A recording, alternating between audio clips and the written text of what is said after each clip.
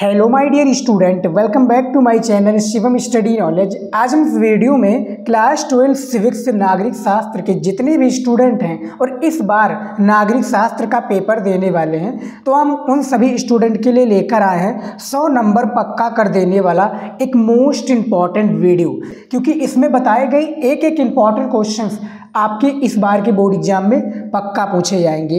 इससे बाहर आपका कुछ नहीं आएगा, 100% गारंटी है आपका। ये आज वीडियो शुरू से लेकर लास्ट तक देख लेते हो तो देखिए इसमें हम क्या क्या बताने वाले हैं। सबसे पहले ये आप लोग जान लीजिए। देखिए इसमें महत्वपूर्ण बहुविकल्पीय प्रश्न हम आपको बताएंगे, फिर महत्वपूर्ण अति लघु उत्तरीय प्रश्न बताएंगे, फिर लघु उत्तरीय प्रश्न बताएंगे और दीर्घ उत्तरीय प्रश्न बताएंगे। सबसे खास बात यह है कि सभी प्रश्नों का मैं आपको उत्तर देने वाला हूं, चाहे आपका अति लघु उत्तरीय प्रश्न हो या लघु उत्तरीय प्रश्न हो या बहुविकल्पीय प्रश्न हो, सभी का आपको प्रश्न सहित उत्तर मिलेगा। तैयार कर लो, 100% पक्का आता है ये सभी प्रश्न जो आज वीडियो में हम आपके लिए लेकर आए हैं। ऐसे क्वेश्चंस को लेकर आए हैं जो आपके बोर्ड एग्जाम में हर वर्ष पूछा जाता है। तो जो भी नागरिक शास्त्र में 100 में से 95 प्लस लेकर आना चाहते हैं तो आज के इस वीडियो को लाइक करेंगे और चैनल पर नए तो हमारे चैनल को सब्सक्राइब कर लीजिएगा। एक ही सेकेंड लगेगा। महातांडव क्लास से लगभग 2 घंटे का वीडियो रहेगा, तो लास्ट तक देखिएगा। जो आपका डाउट था वो क्लियर हो जाएगा इस वीडियो को देखने के बाद में। तो चलिए शुरू करते हैं सबसे पहले बहुविकल्पीय प्रश्नों। यहाँ पर देखिए सबसे पहला क्वेश्चन क्या पूछा गया है कि जरूरत के वक्त, ठीक है, क्या पूछा गया कि जरूरत के वक्त कौन सा रॉकेट देकर रूस ने भारतीय अंतरिक्ष उद्योग की मदद की। अब आप लोग ये बताइए कि जो भारतीय अंतरिक्ष है उसका नाम क्या है। उसका नाम इसरो है। इसरो का स्थापना किसने किया था, कब हुआ था, ये कमेंट में बताइएगा। इसरो का आप लोग फुल फॉर्म में बता दीजिए, इंडियन स्पेस रिसर्च ऑर्गेनाइजेशन। ठीक है, इसरो की स्थापना किसने की थी, रूस ने, जो कि कौन सा एक प्रकार से अंतरिक्ष उद्योग की मदद की थी कि कौन सा रॉकेट देकर। तो वो जो रॉकेट हो जाएगा, यानी पहले क्वेश्चन का राइट आंसर हो जाएगा आपका गा हो जाएगा, क्रायोजेनिक रॉकेट देकर क्या है, रूस ने भारतीय अंतरिक्ष उद्योग इसरो की मदद की थी। तो पहले का गा राइट आंसर हो जाएगा। दूसरा नंबर क्वेश्चन है कि यूरोपियन संघ के उद्देश्य से 2 सदस्य संयुक्त राष्ट्र सुरक्षा परिषद के स्थायी सदस्य हैं। कौन है भैया, Britain, France, Sweden, Denmark, Italy, Germany या भारत, श्रीलंका। तो दूसरे का आपका का राइट आंसर हो जाएगा ब्रिटेन और फ्रांस हो जाएगा, जो कि यूरोपियन संघ के ये 2 सदस्य संयुक्त राष्ट्र सुरक्षा परिषद के स्थायी सदस्य हैं, जो कि दूसरे का ऑप्शन आपका सही हो जाएगा। ठीक है, ऐसे ही पेपर में आपका पूछा जाता है। मॉडल पेपर का वीडियो आप लोगों ने नहीं देखा है तो बहुत बड़ी गलती कर रहे हैं। आप लोग जाकर मॉडल पेपर का वीडियो देखिएगा इस वीडियो के देखने के बाद में, क्योंकि 2025 में कैसे पेपर आएगा ये आपको पता होना चाहिए। ठीक है, तो जाकर नागरिक शास्त्र का वीडियो जरूर देखिएगा। तीसरा आपका क्वेश्चन है कि स्वाधीनता से पहले बांग्लादेश किस देश का हिस्सा था। तो भैया स्वाधीनता से पहले जो बांग्लादेश है, हमारा पश्चिम बंगाल के पड़ोसी जो एक प्रकार से देश है, वो आपका हो जाएगा, कौन सा हो जाएगा, पाकिस्तान। यहाँ पर देखिए बांग्लादेश पहले हिस्सा था पाकिस्तान का, इसको कहा जाता था पूर्वी और इसको पश्चिमी पाकिस्तान। ठीक है, तो अब इसका नाम चेंज होकर बांग्लादेश हो गया, जो कि इसको आज़ादी कब मिली थी ये आप लोग बताइए। 26 मार्च कब मिला था प्यारे विद्यार्थी, 26 मार्च 1971 को किससे मिला था, पश्चिमी पाकिस्तान से मिला था, और इसका नाम चेंज होकर भैया बांग्लादेश पड़ गया। तो 30 नंबर का जो 3 नंबर का ऑप्शन है आपका सही हो जाएगा। अगला क्वेश्चन है 4 नंबर। देखिए संयुक्त राष्ट्र संघ दिवस किस तिथि को मनाया जाता है। तो भैया ये जो तिथि हो जाएगा आपका, ठीक है, ये आपका 24 अक्टूबर 1948। ठीक है, 24 अक्टूबर 1948 को हर वर्ष, ठीक है, हर वर्ष संयुक्त राष्ट्र संघ दिवस मनाया जाता है। ठीक है, तो 4 नंबर का ऑप्शन आपका सही हो जाएगा। चलिए देखते हैं अगला क्वेश्चन। 5 नंबर क्वेश्चन देख लीजिए कि जैविक हथियार संधि, जो जैविक हथियार संधि है BWC किस वर्ष हुई, इसको आपको बताना है। अब देखिए BWC का आप लोग फुल फॉर्म ही बता दीजिए क्या है। ठीक है, तो ये आप लोग बताइए BWC का फुल फॉर्म मैं आपको पहले क्वेश्चन का आंसर दे दूं। 5 नंबर क्वेश्चन का जो राइट आंसर हो जाएगा वो 1972 हो जाएगा। कब हो जाएगा, 10 अप्रैल। ये देखिए मैं लिख देता हूँ, 10 अप्रैल ठीक है। 1972 को जैविक हथियार संधि BWC, जिसको कहा जाता है बायोलॉजिकल, ठीक है, वेपन, ये वाला WEPON वेपन, ठीक है, कन्वेंशन यानी बायोलॉजिकल वेपन कन्वेंशन इसका फुल फॉर्म है, ठीक है। इसको 10 अप्रैल 1972 को, ठीक है, जैविक हथियार संधि हुई थी। तो 5 नंबर का खा ऑप्शन आपका बिल्कुल सही हो जाएगा। 6 नंबर क्वेश्चन देखिए यहाँ पर कि निम्नलिखित गैसों में से किसे वैश्विक ताप वृद्धि का कारण समझा जाता है। तो इनमें से जो राइट आंसर हो जाएगा डी हो जाएगा, यानी खा हो जाएगा मीथेन, कार्बन डाइऑक्साइड, हाइड्रोफ्लोरोकार्बन, यानी इन तीनों को क्या है वैश्विक ताप वृद्धि का कारण समझा जाता है। ये नागरिक शास्त्र की तैयारी के लिए इम्पॉर्टेंट है और 100 में से 100 नंबर लाना चाहते हैं स्टूडेंट, तो आप हमारे साथ अभी जुड़ जाइए। 1 सेकंड लगता है यार, चैनल को सब्सक्राइब कर लीजिए, ठीक है, कर लीजिएगा, 1 सेकंड लगता है, ठीक है। तो 6 नंबर का आपका घा राइट आंसर हो जाएगा। अगला क्वेश्चन है 7 नंबर कि नव उदारवादी वैश्वीकरण के विरोध है, नव उदारवादी जो वैश्वीकरण है इसके विरोध के विश्वव्यापी मंच वर्ल्ड सोशल फॉर्म जिसको क्या कहता है, देखिए वर्ल्ड सोशल फॉर्म का फुल फॉर्म जो है यही है वर्ल्ड सोशल फॉर्म, जो कि क्या कहता है WSF, ये क्या जाता है WSF हो जाएगा शायद इसका, जो कि वर्ल्ड सोशल फॉर्म ये हो जाएगा। बैठक किस वर्ष हुई थी ये आप लोग बताइएगा। 7 नंबर क्वेश्चन का जो राइट आंसर हो जाएगा 2001 हो जाएगा, जो कि 7 का बी ऑप्शन बिल्कुल सही है। 8 नंबर क्वेश्चन देखिए कि महात्मा गांधी की हत्या कब की गई थी। तो भैया आप लोगों को पता होगा भैया, जो महात्मा गांधी की हत्या की गई थी वो कब की गई थी, 30 जनवरी 1948 को नाथूराम गोडसे भाई साहब ने क्या है महात्मा गांधी जी को हत्या कर दी थी। कहाँ पर की थी, दिल्ली में प्रार्थना सभा के बाद में, दिल्ली में जो प्रार्थना सभा था ना भैया, महात्मा गांधी जी वहाँ पर क्या है प्रार्थना करने जाते थे, तो उसी में नाथूराम गोडसे भाई साहब ने 1948 को गांधी जी की जो कि राष्ट्रपिता हैं इनकी हत्या कर दी थी। तो 8 नंबर का खा ऑप्शन बिल्कुल सही हो जाएगा। 9 नंबर क्वेश्चन है कि स्वतंत्र भारत में होने वाले प्रथम 3 चुनावों में किस दल का प्रभुत्व रहा। स्वतंत्र भारत यानी 1947 में होने वाले प्रथम 3 चुनावों में किस दल का प्रभुत्व रहा, Bharatiya Janata party, Samajwadi party, Bahujan Samaj party या कांग्रेस। तो 9 नंबर का आपका कांग्रेस हो जाएगा, कांग्रेस हो जाएगा इसका करेक्ट आंसर, ठीक है। चलिए देखते हैं अगला क्वेश्चन है 10 नंबर कि वह राज्य जहाँ से भारत के प्रथम भारतीय गवर्नर जनरल C राजगोपालाचारी का संबंध है, ठीक है, वो राज्य आपको बताना है जहाँ पर इनका जन्म हुआ या इनका संबंध है, बेसिकली यही पूछा गया है। तो 10 नंबर का राइट आंसर का हो जाएगा तमिलनाडु हो जाएगा, जो भारत के प्रथम भारतीय गवर्नर जनरल है वो C राजगोपालाचारी है, ठीक है, इनका संबंध तमिलनाडु से है। तो 10 का ऑप्शन बिल्कुल सही हो जाएगा। 11 नंबर क्वेश्चन है कि 1965 में भारत पाकिस्तान युद्ध के समय भारत के प्रधानमंत्री कौन था या कौन थे। तो इंदिरा गांधी जी हो जाएंगे या जवाहरलाल नेहरू, लाल बहादुर शास्त्री या चरण सिंह।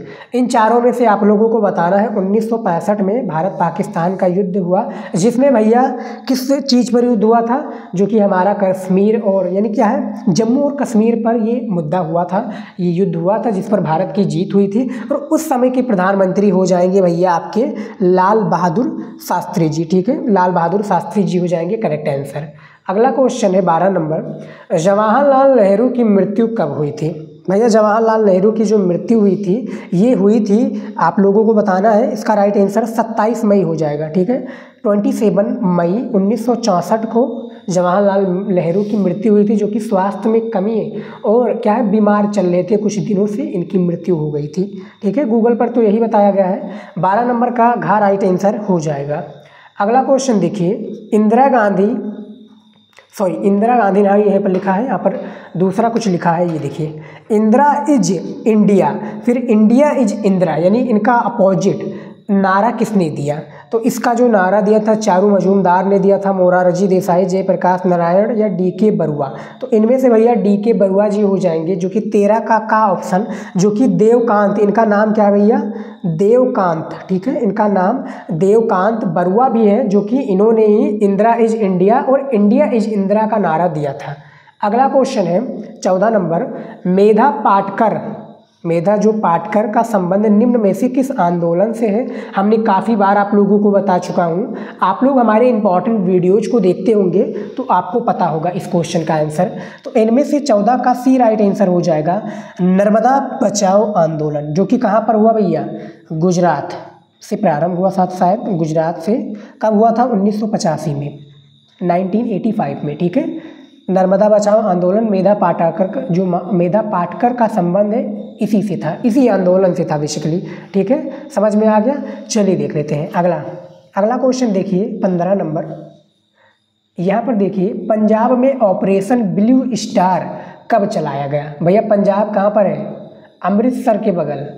पंजाब दो जगह पर है, पाकिस्तान में भी पंजाब है एक, और एक इंडिया में भी है। तो पंजाब में ऑपरेशन ब्लू स्टार कब चलाया गया था? तो ये जब चलाया गया था भैया, कब चलाया गया था? ये देखिए 1 जून से लेकर, मैं आपको थोड़ा डिटेल में समझा दूँ। फिलहाल इसका राइट आंसर गा हो जाएगा, गा नंबर 15 का गा हो जाएगा। लेकिन देखिए 1 जून से 8 जून तक, ठीक है, 8 जून तक अमृतसर, कहाँ पर? अमृतसर, जो कि पंजाब में है ना, अमृतसर पंजाब में। ये क्या है? ब्लू स्टार चलाया गया था, जो कि 1984 यानी 1 जून से 8 तक 1984 में अमृतसर में ये आंदोलन चलाया गया था। तो 15 का आपका गा आंसर बिल्कुल सही हो जाएगा। 16 नंबर क्वेश्चन देखेंगे, क्या पूछा गया है कि जब मंडल आयोग की रिपोर्ट लागू हुई थी उस समय भारत के प्रधानमंत्री कौन थे? ये बहुत ही इंपॉर्टेंट और पेचीदा क्वेश्चन है, काफ़ी विद्यार्थी इसका आंसर नहीं जानते होंगे, लेकिन आप लोग बताइएगा। फिलहाल जो इसका राइट आंसर हो जाएगा विश्वनाथ प्रताप सिंह हो जाएगा, जिनको बीपी सिंह भी कहा जाता है। क्या कहा जाता है? बीपी सिंह, शॉर्ट फॉर्म इनका नाम है ना, विश्वनाथ प्रताप सिंह। ठीक है, 16 नंबर का राइट आंसर यही हो जाएगा, जो कि यहाँ पर दिया हुआ है। ठीक है, चलिए देख लेते हैं अगला क्वेश्चन। 17 नंबर क्वेश्चन देखिए, दूसरी दुनिया क्या है? भैया दूसरी दुनिया क्या है ये आप लोग बताइए। समाजवादी खेमे के देश, सोवियत संघ, कम्युनिस्ट दल या अमेरिका? तो दूसरी दुनिया जो हो जाएगी, 17 नंबर का आपका राइट आंसर हो जाएगा, ये हो जाएगा समाजवादी खेमे के देश दूसरी दुनिया है। ठीक है, तो 17 का आपका ऑप्शन बिल्कुल सही हो जाएगा। 18 नंबर क्वेश्चन दिया हुआ है, यहाँ पर देखिए कि यूरोपीय एटमी, यहाँ पर लिखा है ना, यूरोपीय एटमी ऊर्जा समुदाय का गठन कब किया गया? तो इसका जो गठन किया गया था बेसिकली, कब किया गया था प्यारे विद्यार्थी? 1957 में। ठीक है, 1957 में इसका गठन किया गया था। अगला क्वेश्चन दिया हुआ है 19 नंबर कि निम्नलिखित में से कौन सा देश दक्षेस का सदस्य नहीं है? यहाँ पर क्या लिखा है? नहीं है। जैसा कि यहाँ पर आप लोग देख सकते हैं कि इसका दक्षेस का सदस्य नहीं है। भूटान हो जाएगा, मालदीव, म्यांमार या श्रीलंका। तो 19 का राइट आंसर हो जाएगा म्यांमार हो जाएगा, जो कि भैया दक्षेस का सदस्य नहीं है, बाकी सारे सदस्य देश हो जाएंगे। 19 नंबर का आपका राइट आंसर सी बिल्कुल करेक्ट आंसर हो जाएगा। चलिए देख लेते हैं अगला क्वेश्चन। देखिए यहाँ पर दिया हुआ है ना, 20 नंबर क्वेश्चन देखिए, यूनेस्को, UNESCO, यूनेस्को का संबंध किससे है? इसको भी मैंने काफ़ी बार आप लोगों को बता चुका हूँ। इसका जो संबंध हो जाएगा बेसिकली शिक्षा एवं संस्कृति से है। ठीक है, इसका जो बेसिकली संबंध है किससे है? शिक्षा एवं संस्कृति से हो जाएगा। ठीक है, तो 20 नंबर का ऑप्शन बिल्कुल सही हो जाएगा। 21 नंबर क्वेश्चन देखिए, सुरक्षा अपने आप में किस प्रकार की धारणा है? भूल भुलैयादार, नीतिज्ञ, घुमावदार या सुरक्षित? तो भैया सुरक्षित तो हो नहीं सकता क्योंकि सुरक्षा की बात है। ठीक है, तो इनमें से जो राइट आंसर हो जाएगा भूल भुलैयादार हो जाएगा, जो कि 21 का ऑप्शन बिल्कुल सही हो जाएगा। अगला क्वेश्चन देखिए, 22 नंबर क्वेश्चन दिया हुआ है कि 1992 में पृथ्वी सम्मेलन कहाँ हुआ था? ये आपको बताना है। संयुक्त राज्य अमेरिका, जापान, ब्राज़ील या इनमें से कोई नहीं? तो भैया 1992 में जो पृथ्वी सम्मेलन ब्राज़ील की कहाँ पर हुआ था? रियो डी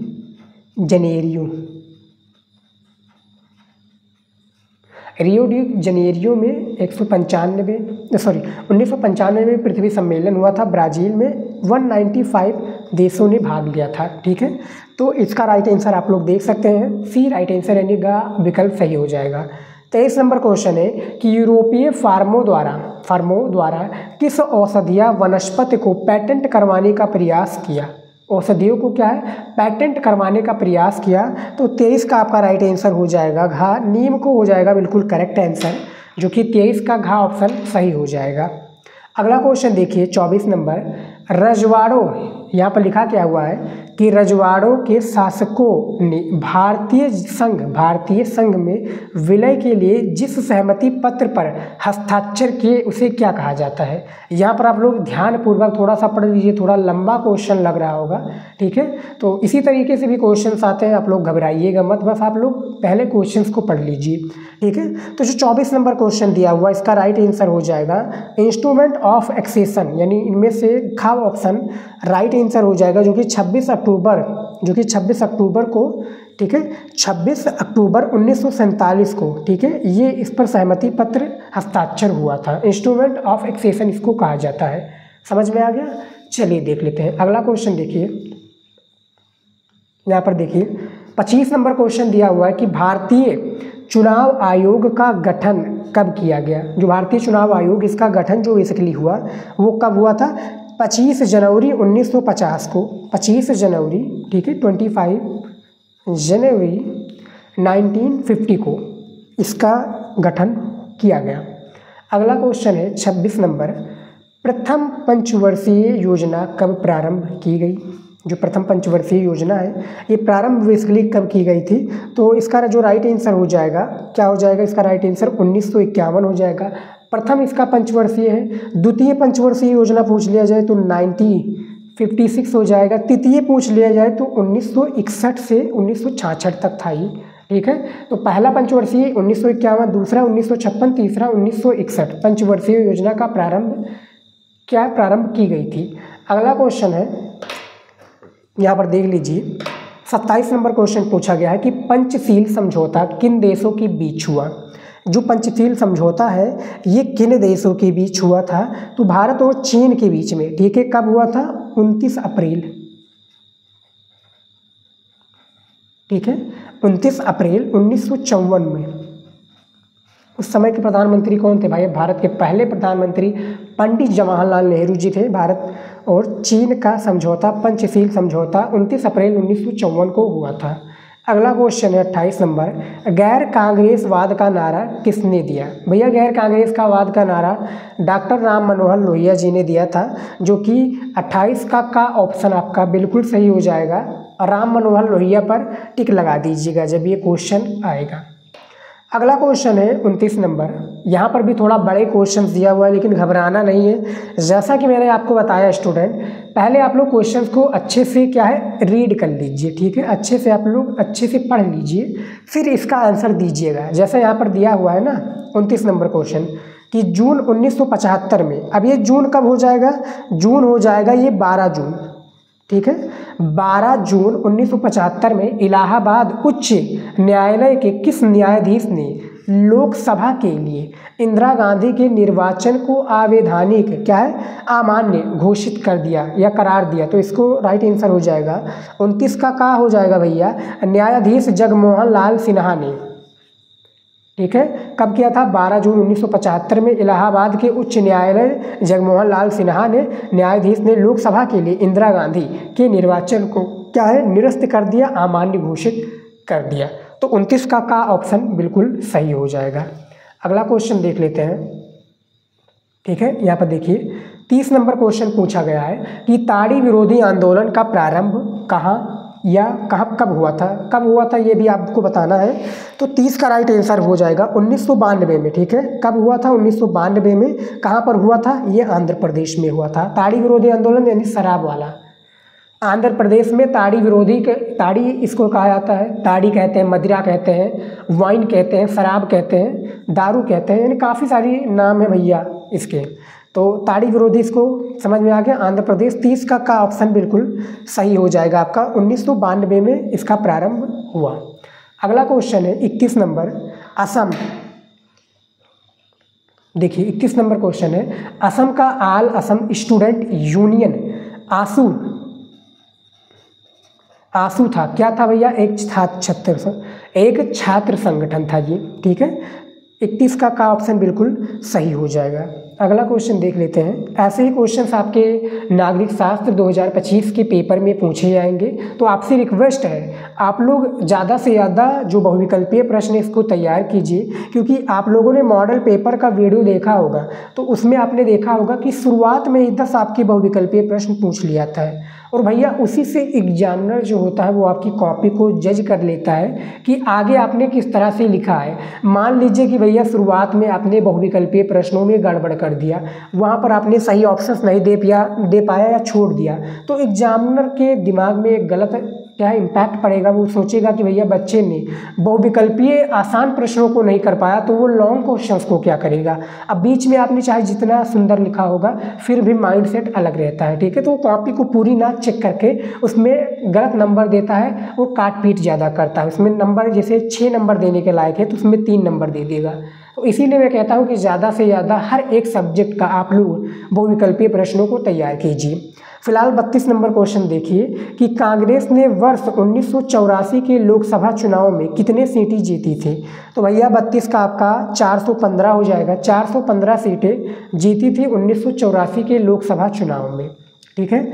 अगला क्वेश्चन है 33 नंबर, विश्व राजनीति में द्विध्रुवता के अंत का क्या कारण था, ठीक है। द्विध्रुवता, ठीक है। यहाँ पर देखिए द्विध्रुवता का अंत का कारण क्या था। तो इसका भैया कारण आप लोग देख सकते हैं ऑप्शंस में, ठीक है। ये ऑप्शंस में आप लोग देख लीजिए, फिर मैं इसका आंसर आपको बताऊं। इसका जो राइट आंसर हो जाएगा सोवियत संघ का विघटन। अब आप लोग बताइए कि सोवियत संघ का विघटन कब हुआ था, किस सन में हुआ था।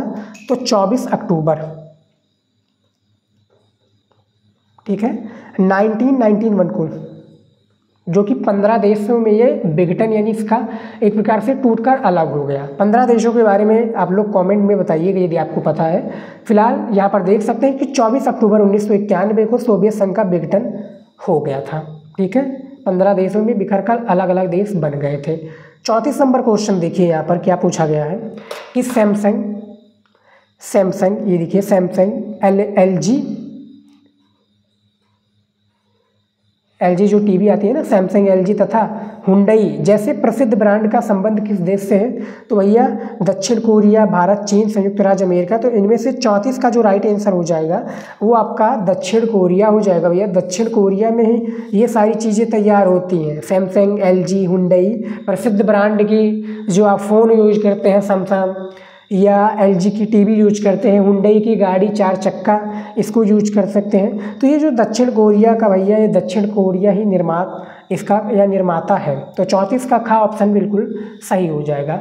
अगला क्वेश्चन देखिए यहाँ पर, ठीक है। 35 नंबर क्वेश्चन देखिए कि आमतौर पर दक्षिण एशिया में कितने यानी कुल कितने देशों में शामिल किया जाता है, यानी जो दक्षिण एशिया में कुल कितने देशों को शामिल किया जाता है। तो इनमें से जो राइट आंसर हो जाएगा यानी 35 नंबर का सही विकल्प 7 हो जाएगा, ठीक है, यानी घ ऑप्शन सही हो जाएगा। अब वो कौन कौन से देश है मैं आपको थोड़ा बताना चाहूँगा। देखिए पाकिस्तान, भारत दूसरा हो गया, तीसरा आपका नेपाल, चौथा आपका जो है भूटान, ठीक है, पांचवा आपका म्यांमार, 6 आपका हो जाएगा क्या है मालदीव, 7 आपका हो जाएगा श्रीलंका, ठीक है। तो 7 देशों का नाम मैंने आपको बता दिया, पाकिस्तान, भारत, नेपाल, भूटान, म्यांमार, मालदीव, श्रीलंका, ठीक है, और बांग्लादेश भी आप लोग कह सकते हैं, बांग्लादेश को भी, ठीक है। तो ये दक्षिण एशिया में कुल देशों की शामिल यानी 7 देश इसमें हो जाएंगे।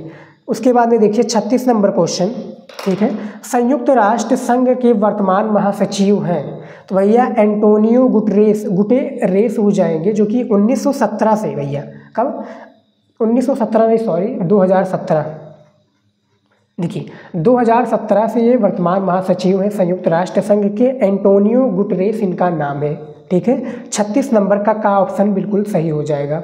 37 नंबर क्वेश्चन देखिए, एंटी बैलिस्टिक मिसाइल संधि हस्ताक्षरित हुई थी, कब हुई थी भैया, ये जो हुई थी प्यारे विद्यार्थी 1971 को।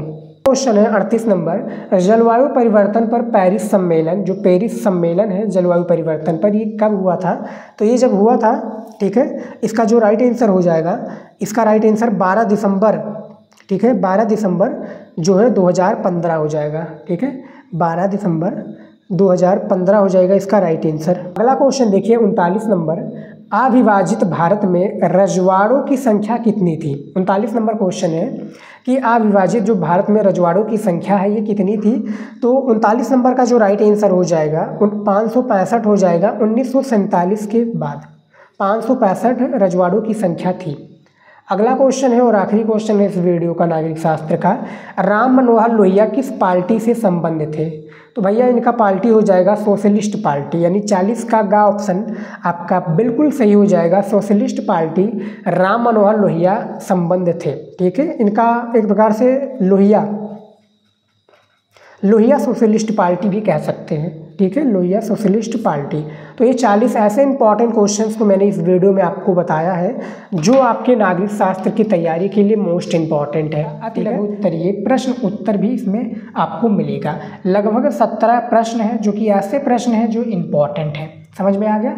तो देखिए इसका सबसे फर्स्ट क्वेश्चन क्या पूछा गया है, ये देखिए सबसे पहला क्वेश्चन पूछा गया है, स्वतंत्रता के पश्चात भारत की 2 प्रमुख चुनौतियां क्या थी। यानी स्वतंत्रता कब मिली हमें स्वतंत्र कब मिली भैया, 15 अगस्त 1947 को हमें स्वतंत्रता मिली। ठीक है, 1947 को क्या मिली भैया, हमें स्वतंत्रता मिली। इसके 2 प्रमुख चुनौतियां की थी। चुनौतियां देखिए बहुत ही ज़्यादा इंपॉर्टेंट है क्वेश्चन, इसको आप लोग लिखना चाहें तो लिख सकते हैं, जैसा कि आप देख सकते हैं इंपॉर्टेंट है। ठीक है, देखिए सबसे पहली जो चुनौतियां थी, विखंडित भारत को एकता के सूत्र में बांधना। जो विखंडित भारत था ना हमारा, इसको एकता के सूत्र में क्या करना था, बांधना था। दूसरा है लोकतंत्र की स्थापना करना था। उस समय भैया जब नया देश आज़ाद हुआ था उस समय लोकतंत्र की कोई एक प्रकार से वो नहीं थी, तो हमें क्या करना था, लोकतंत्र की स्थापना भी करना था।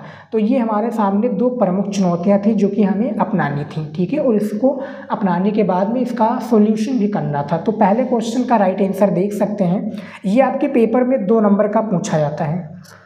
टोटल 10 क्वेश्चन होते हैं नागरिक शास्त्र यानी सिविक्स में, टोटल 10 क्वेश्चन होते हैं। प्रत्येक क्वेश्चन आपका 2 नंबर का होता है। ज़्यादा बड़े में इसका आंसर हमें देने की आवश्यकता नहीं है, जितने में पूछा गया है उतने में आप दे दीजिए, 2 नंबर कंफर्म है। ठीक है, अगला क्वेश्चन देखिए दूसरा, भारत में सर्वप्रथम कहाँ पर सार्वभौम वयस्क मताधिकार का सिद्धांत क्या है, अपनाया गया। ये कब अपनाया गया, यहाँ पर देखिए भारत में सर्वप्रथम वयस्क मताधिकार यानी वोट वाला, जो कि 21 और 18, जैसे 18 साल के जो हो जाते हैं मनुष्य यानी आदमी या औरत, तो वो क्या है वोटिंग कर सकते हैं, उसी के बारे में इसमें बताया गया क्वेश्चन में। समझिए आप क्वेश्चंस को समझिए, क्वेश्चंस को पढ़ लिया, अब आंसर देखिए। भारत में सर्वप्रथम सार्वभौम वयस्क मताधिकार का सिद्धांत अपनाया गया। मणिपुर में इस सिद्धांत के आधार पर जून 1948 में चुनाव के जरिए संवैधानिक राजतंत्र की स्थापना हुई। किसकी स्थापना हुई, संवैधानिक राजतंत्र की प्यारी स्टूडेंट स्थापना हुई। यहाँ पर आप समझ सकते हैं क्वेश्चन का आंसर किस प्रकार से दिया हुआ है, समझिए और इसका आंसर लिख लीजिए कॉपी में। 3 नंबर क्वेश्चन देखिए। अब यहाँ पर देखिए काफ़ी स्टूडेंट सोचेंगे कि सर क्वेश्चन का तो आंसर बहुत ही छोटा है। देखिए जिस तरह से पूछा गया उसी तरीके से हमें आंसर देना है। ठीक है स्टूडेंट, देखिए किन्हीं 2 ऐसे राज्यों का नाम बताइए जो पहले संघ शासित प्रदेश थे। संघ शासित प्रदेश थे, 2 राज्यों का नाम बताना है। सबसे पहला अरुणाचल प्रदेश, दूसरा मिजोरम। ये जो क्वेश्चन आया था 2023 और पिछले साल भी पूछा गया था ये क्वेश्चन, यानी इस साल जो 2024 से चल रहा है ना प्रेजेंट टाइम में स्टूडेंट, 2024 से प्रेजेंट टाइम में चल रहा है, तो ये कब हुआ था 2023 और 24 में क्वेश्चन पूछा गया था नागरिक शास्त्र में। 2 ऐसे राज्यों का नाम बताना है जो संघ शासित प्रदेश हैं, अरुणाचल प्रदेश और मिजोरम।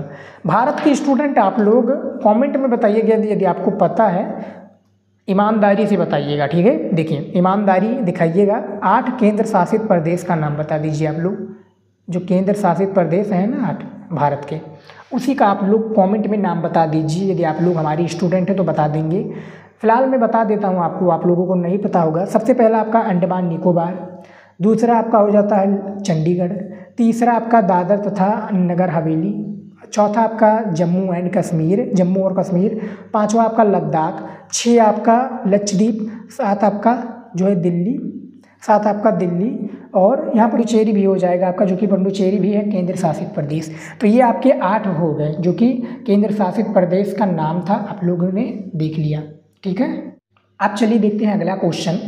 4 नंबर क्वेश्चन देखिए यहाँ पर, भारतीय संविधान को कब अंगीकार तथा लागू किया गया, यानी अंगीकार का कि भैया लागू कब हुआ। भारतीय जो संविधान है, आज़ादी तो हमें 15 अगस्त 1947 को मिल गई थी, लेकिन हमें संविधान भी तो भैया बनाना था, लोकतंत्र भी बनाना था ना। तो देखिए संविधान के ऊपर पहले चर्चा कर लेते हैं। ये क्वेश्चन 2020 के 12th के एग्जाम में पूछा गया था। देखिए इसका आंसर, भारतीय संविधान को 26 नवंबर 1949 को, इसमें और है देखिए 26 नवंबर 1949 को अंगीकार किया गया और 24 जनवरी 1950 को इस संविधान सभा के 284 सदस्यों ने हस्ताक्षर किए। इसके बाद 26 जनवरी 1950 को इसे लागू कर दिया गया।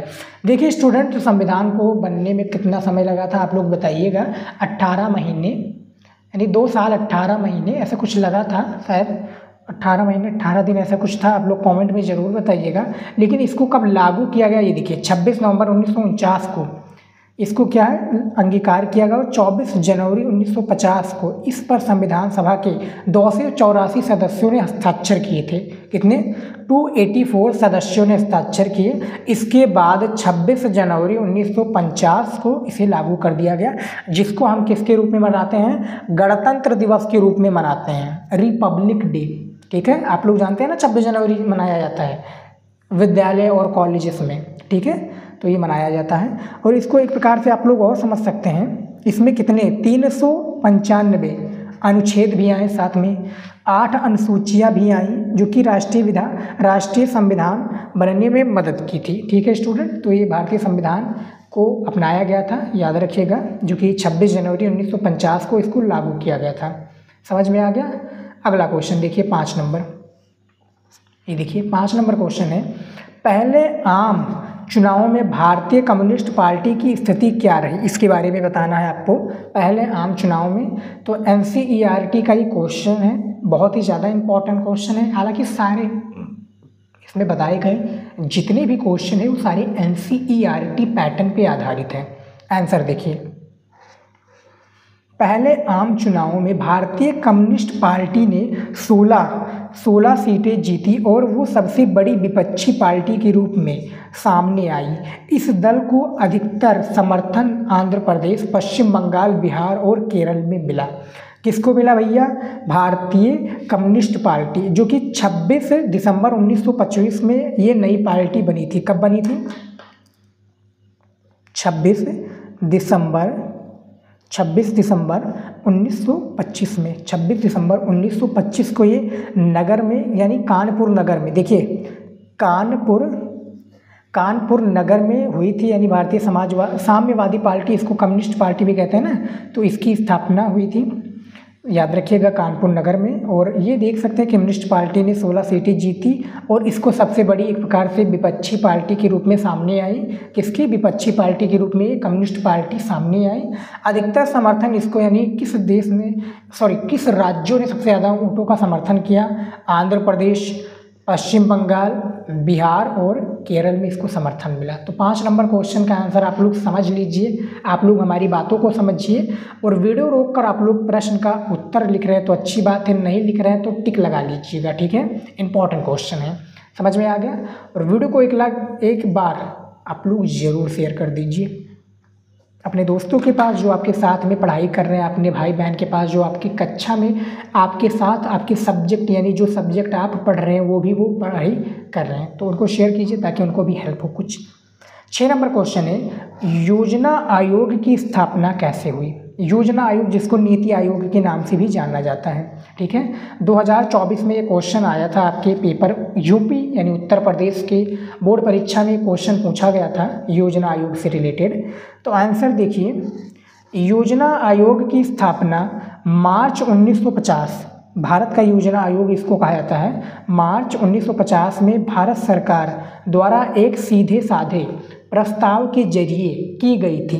ये आयोग एक सलाहकार की भूमिका निभाता है या निभाता था? किसका था? भैया सलाहकार के रूप में निभाता था। योजना आयोग की स्थापना कब हुई, यहाँ पर आप लोग देख सकते हैं इसका आंसर किस तरह से मैंने बताया है। ठीक है, चलिए देखते हैं अगला क्वेश्चन। 8 नंबर क्वेश्चन देखिए, 7 नंबर क्वेश्चन देखिए, भारत में नियोजन के किन्हीं 2 उद्देश्यों का उल्लेख कीजिए। नियोजन के किन्हीं क्या है, हमें 2 उद्देश्यों का उल्लेख करना है। तो यहाँ पर देखिए एनसीईआरटी सारे क्वेश्चन इंपॉर्टेंट हैं। मैं स्टूडेंट इस वीडियो में जितने भी क्वेश्चन लेकर आया हूँ पूरे बुक का निचोड़ है, इंपॉर्टेंट क्वेश्चन है जो पेपर में पूछे जाते हैं। तैयार कर लेंगे तो आपका 20 नंबर तो कन्फर्म ही है। ठीक है, चलिए देखते हैं। 2 उद्देश्यों का उल्लेख करना है। तो भारत में नियोजन के 2 उद्देश्य इस प्रकार हैं। सबसे पहला है निर्धनता और बेरोजगारी दूर करना तथा दूसरा है कृषि एवं उद्योगों का समन्वित विकास करना। ये 2 उद्देश्य हैं जो कि भारत के नियोजनों का उल्लेख करना है। निर्धनता और बेरोजगारी, यानी बेरोजगारी भारत में कितनी है आप लोगों को तो ऑलरेडी पता होगा। निर्धनता यानी काफ़ी लोग गरीब हैं, जो गरीब हैं वो गरीब होते जाते हैं, जो अमीर हैं वो अमीर होते चले जाते हैं। तो ये बेरोजगारी और क्या है, निर्धनता को दूर करना तथा दूसरा है कृषि और उद्योगों का समन्वित विकास करना। ये भारत में नियोजन के किन्हीं 2 उद्देश्यों का उल्लेख है। एनसीईआरटी पर क्वेश्चन पूछा गया था, इसका भी मैंने आंसर आप लोगों को बता दिया है। चलिए देखते हैं और क्वेश्चन का आंसर क्या है। ठीक है, आप लोग पढ़िए, आराम से पढ़िए। देखिए 8 नंबर क्वेश्चन है, शेख मुजीबुर रहमान दल का क्या नाम था। देखिए अभी एक प्रकार से जो है बांग्लादेश में काफ़ी दंगे हो रहे हैं, और बांग्लादेश में काफ़ी दंगे हो रहे हैं तो आपको पता होगा, न्यूज़ वगैरह आपको मिल रहा होगा। फिलहाल आप क्वेश्चन को पढ़िए कि शेख मुजीबुर रहमान दल का क्या नाम था। तो शेख मुजीबुर जो रहमान इनके दल का नाम अवामी लीग था। क्या नाम था, अवामी लीग था। 26 मार्च 1971 को, देखिए स्टूडेंट मैं थोड़ा आपको और बताना चाहूँगा इसके बारे में। 26 मार्च 1971 को क्या हुआ था, बांग्लादेश को आज़ादी मिली थी। जो कि किससे आज़ादी मिली थी, जो कि पश्चिमी पाकिस्तान से आज़ादी मिली थी। किसको, पूर्वी, ये पूर्वी पाकिस्तान हुआ करता था, जो कि अभी प्रेजेंट टाइम में बांग्लादेश है, और जो है पाकिस्तान तो वो पश्चिमी पाकिस्तान। तो आज़ादी किसको मिली, पाकिस्तान से। यहाँ पर देखिए पाकिस्तान से जो पूर्वी आपका बांग्लादेश है इसको आज़ादी मिली। कब मिली थी, 26 मार्च 1971 को मिला था। किसके द्वारा मिला था, शेख मुजीबुर रहमान के दल के द्वारा मिला था। इन्होंने मुक्ति वाहिनी अपना एक प्रकार से एजेंडा चलाया था जो कि सेना से रिलेटेड था, जो कि आज़ादी से रिलेटेड था, मुक्ति वाहिनी, और इनका दल का नाम था अवामी लीग। ठीक है, 8 नंबर क्वेश्चन का आंसर देख सकते हैं। भारत ने बांग्लादेश को आज़ाद कराने में हेल्प की थी, जो कि उस समय की प्रधानमंत्री भारत की कौन थी, इंदिरा गांधी जी। इंदिरा गांधी जी ने थी, यानी इंदिरा गांधी जी थी उस समय के प्रधानमंत्री भारत की। ठीक है, तो 8 नंबर क्वेश्चन का आंसर आप लोग देख सकते हैं, इसको भी मैंने बता दिया है। 9 नंबर क्वेश्चन देखिए, भारत अमेरिकी संबंधों में खटास, भारत अमेरिकी संबंधों में खटास उत्पन्न होने का क्या कारण थे। कारण क्या थे ये हमें बताने। खटास जो उत्पन्न हुआ ये 2018 में, 19 में और 2020 में क्वेश्चन ये पूछे गए थे प्यारे विद्यार्थी। इंपॉर्टेंट क्वेश्चन है, बहुत ही तरह के पूछे जाते हैं। आप लोग क्वेश्चन का कॉन्सेप्ट समझ सकते हैं, यानी कॉन्सेप्ट जब आप समझ लेंगे इसका आंसर आप अपने शब्दों में भी लिख सकते हैं अच्छे से बनाकर। देखिए आंसर देखिए, 1950 के दशक में भारत अमेरिकी संबंधों में खटास उत्पन्न होने का मुख्य कारण पाकिस्तान का अमेरिकी नेतृत्व वाले सैन्य गठबंधन में शामिल होना था। दूसरी ओर अमेरिका सोवियत संघ से भारत की बढ़ती दोस्ती के कारण भी नाराज था। यहाँ पर आप लोग समझिए अमेरिका क्यों था भैया गुस्सा भारत से। देखिए मुख्य कारण पाकिस्तान का अमेरिकी नेतृत्व वाले सैन्य गठबंधन में शामिल होना था। दूसरी ओर अमेरिका सोवियत संघ से भारत, यानी सोवियत संघ कौन था भैया, रूस से भारत की बढ़ती दोस्ती का कारण में नाराज था। अभी भी ये नाराज है रूस। हमारी जो रूस है भैया वो काफ़ी अच्छे दोस्त हैं भारत के, इंडिया के, भारत के प्रधानमंत्री के। तो रूस काफ़ी अच्छी दोस्ती निभाता है। वही भैया अमेरिका को खटता है कि अमेरिका इसी तरीके से नाराज है। तो 9 नंबर क्वेश्चन का आंसर आप समझ सकते हैं कि किस तरह से कॉन्सेप्ट है क्वेश्चन का आंसर आप समझ सकते हैं। ठीक है, चलिए देखते हैं अगला क्वेश्चन।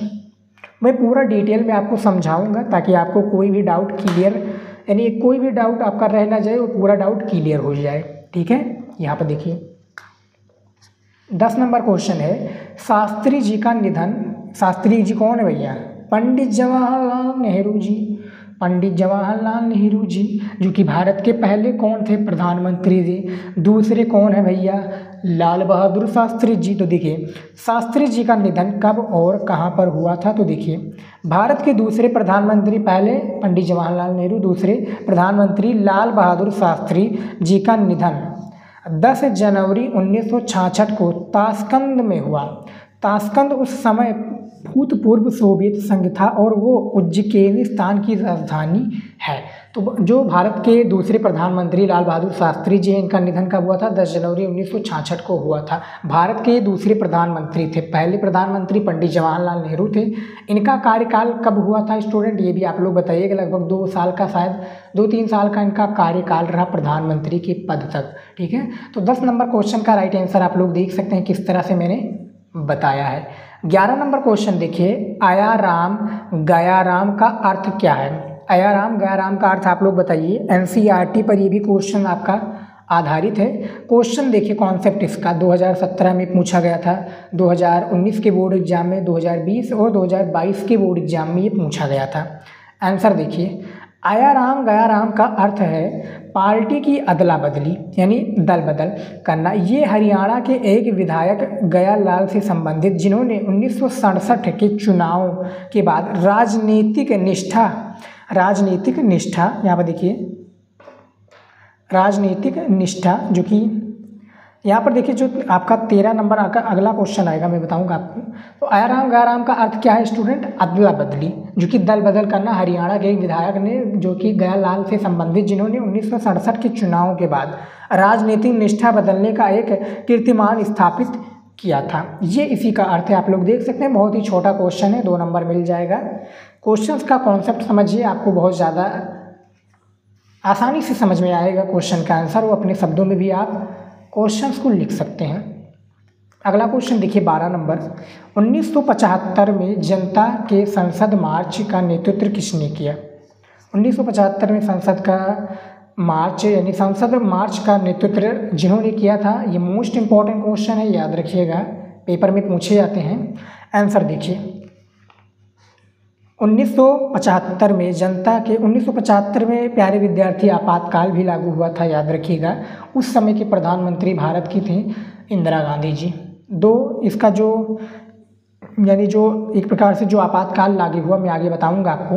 1975 में जनता के संसद मार्च का नेतृत्व जयप्रकाश नारायण जो कि जेपी ने किया। इस दौरान जेपी को भारतीय जनसंघ कांग्रेस और भारतीय लोकदल सोशलिस्ट पार्टी जैसे गैर कांग्रेसी दलों का समर्थन मिला। इन दलों ने जेपी को इंदिरा गांधी के विकल्प के रूप में पेश किया।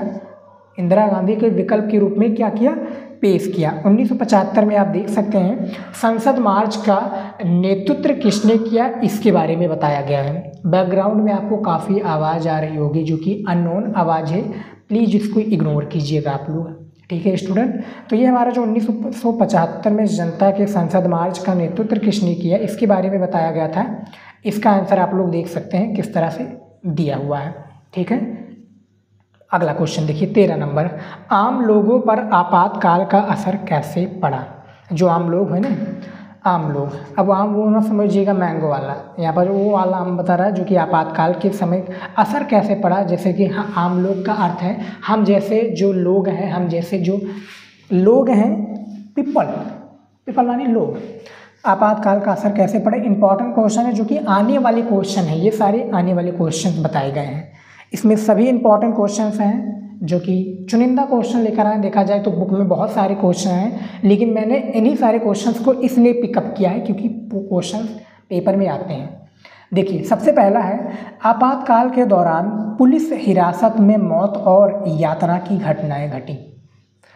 आपातकाल कब लागू हुआ था? आपातकाल 25 जून, मैं बताना चाहूँगा थोड़ा आपको, 25 जून 1975 में आपातकाल लागू हुआ। 21 मार्च 1977 तक ये आपातकाल चला। कितने महीने तक चला? 21 महीने तक ये चला था आपातकाल। उस समय की भारत की प्रधानमंत्री हमने बताया था आपको इंदिरा गांधी जी थी। दूसरी है गरीब लोगों को मनमाने तरीके से एक जगह से उजाड़ कर, यहाँ पर देखिए मनमाने तरीके से उजाड़ कर दूसरी जगह बसाया गया। और एक प्रकार से जनसंख्या को कम करने के लिए नसबंदी का भी प्रयोग किया गया। जब आपका और आएगा असर पूछने के लिए लघु उत्तरीय में तो उस तरह से बताइएगा। ये आपातकाल का असर रहा हम जैसे लोगों के लिए, ठीक है। तो 13 नंबर क्वेश्चन का कॉन्सेप्ट आप देख सकते हैं। आपातकाल कब लागू हुआ था? 25 जून 1975। कब तक चला? 21 मार्च 1977 तक चला, ठीक है।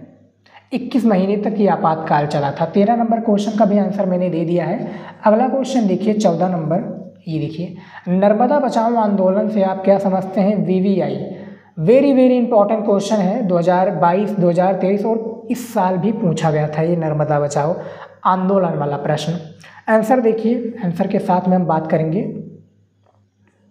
नर्मदा बचाओ आंदोलन नर्मदा सागर बांध परियोजना के खिलाफ चलाया गया प्रस्तावित बांध के निर्माण से प्रभावित गांवों के लाखों जो घर क्षेत्र डूब, यहाँ पर देखिए लाखों घर डूब क्षेत्र में आ गए, यानी या डूब गए या क्षेत्र में आ रहे थे।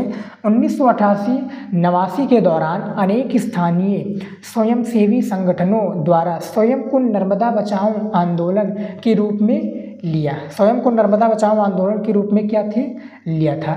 नर्मदा बचाओ आंदोलन से आप क्या समझते हैं? ये कब चला था? 1985 में चला था नर्मदा बचाओ आंदोलन। इंपॉर्टेंट है, क्वेश्चन आपका आया था पेपर में, यहाँ पर आप लोग गौर करके देख सकते हैं। तो इसका भी आंसर मैंने दे दिया है, आप लोग देख सकते हैं आराम से। वीडियो को रोक लीजिए स्टूडेंट, ज़्यादा जानकारी के लिए आप आराम से रोक कर समझ सकते हैं, ठीक है। तो 14 नंबर भी क्वेश्चन हमारा कंप्लीट हो चुका है। अगला क्वेश्चन चलिए देखते हैं क्या है। 15 नंबर क्वेश्चन देखिए, हमारा क्वेश्चन आ चुका है 15 नंबर, जो कि अति लघु उत्तरीय क्वेश्चन है। पूर्वोत्तर भारत की सीमा के साथ लगे हुए किन्हीं दो देशों का नाम बताइए। हमें क्या बताना है? दो देशों का नाम बताना है। कहाँ पर? पूर्वोत्तर भारत में।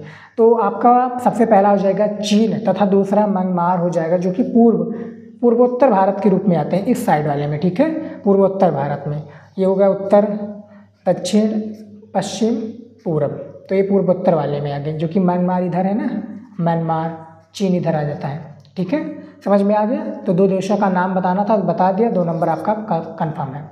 16 नंबर क्वेश्चन देखिए यहाँ पर, जो कि 15 नंबर क्वेश्चन आपका जो है थोड़ा मैं और समझाना चाहूँगा इस पर। जो 15 नंबर क्वेश्चन है, देखिए भारत का क्षेत्रफल कितना है? यदि आपको पता है तो कमेंट में ज़रूर बताइएगा। यदि आप लोग पढ़ाई करते हैं अच्छे से तो भारत का क्षेत्रफल कितना, ये लोग कमेंट में आप लोग बता दीजिए।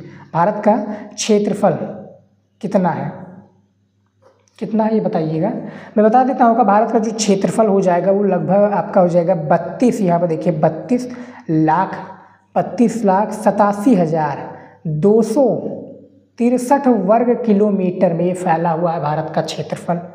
अब ये आपको बताना है कि, अब एक और बता दीजिए कि यदि आपको पता है उत्तर से दक्षिण की भारत की जो लंबाई है वो कितनी है। तो भारत की जो लंबाई है उत्तर से, देखिए उत्तर से दक्षिण तक जो भारत की लंबाई है वो लगभग 32,014 किलोमीटर। कितना है? 32,014 किलोमीटर है। और ये देखिए पश्चिम से पूर्व जो भारत की लंबाई है ये भी बताना है आपको, तो 2933 किलोमीटर, 2933 किलोमीटर है ये आपको, यानी 3214 किलोमीटर, 14 यानी 3214 किलो यानी 3214 किलोमीटर, 2933 किलोमीटर जो है लंबाई है। पश्चिम से पूर्व कितनी लंबाई है कमेंट में बताइएगा स्टूडेंट? 2933 किलोमीटर। और उत्तर से दक्षिण की लंबाई 3214 किलोमीटर। भारत का कुल क्षेत्रफल 32,87,263 वर्ग किलोमीटर। ये ऐसे बेसिक नॉलेज है जो कि आपको याद करने पड़ेंगी। समझ में आ गया? अगला क्वेश्चन देखिए 16 नंबर, ये देखिए 16 नंबर क्वेश्चन है, कांग्रेस प्रणाली से आप क्या समझते हैं?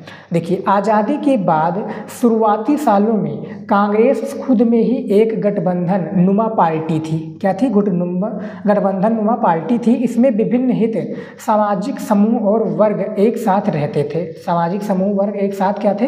रहते थे। इस परिघटना को कांग्रेसी प्रणाली कहा जाता है। ये परिघटना को क्या कहा जाता है? कांग्रेसी प्रणाली कहा जाता है। समझ में आ गया? इसको भी देख लीजिए। अब हमारा लास्ट क्वेश्चन बचता है इसमें, जो कि अति लघु उत्तरीय क्वेश्चन में आखिरी है। देखिए मंडल आयोग के अध्यक्ष कौन थे? NCERT का ये क्वेश्चन है, 2024 में ये क्वेश्चन पूछा गया था। ठीक है स्टूडेंट, अब इसका आंसर देखिए, मंडल आयोग के अध्यक्ष कौन थे? देखिए, मंडल आयोग के अध्यक्ष बिंदेश्वरी प्रसाद मंडल, जो कि BP मंडल के नाम से आपने शॉर्ट जो इनका नाम है, जो इनका शॉर्ट नाम है वो BP मंडल है, बहुविकल्पीय में आता है काफ़ी बार, थे बिहार के समाजवादी नेता। 1968 में 1.5 माह तक बिहार के मुख्यमंत्री भी रहे। 1.5 माह तक ये क्या भैया बिहार के मुख्यमंत्री भी थे। ये समाजवादी नेता थे। BP मंडल यानी बिंदेश्वरी प्रसाद, जो कि मंडल आयोग के अध्यक्ष यही थे। तो 17 क्वेश्चन था स्टूडेंट, हमने बता दिया है आप लोगों को नागरिक शास्त्र का, ये पूरे बुक का 17 मोस्ट इंपॉर्टेंट क्वेश्चन था। क्वेश्चन विद आंसर हमने 10 महत्वपूर्ण लघु उत्तरीय प्रश्न उत्तर लेकर आए हैं, जो सबसे इंपॉर्टेंट प्रश्न है और बोर्ड एग्जाम में 101% यही आएगा जो आज हम इस वीडियो में बताने वाले हैं। आज के इस वीडियो को आप लोग देख लीजिए।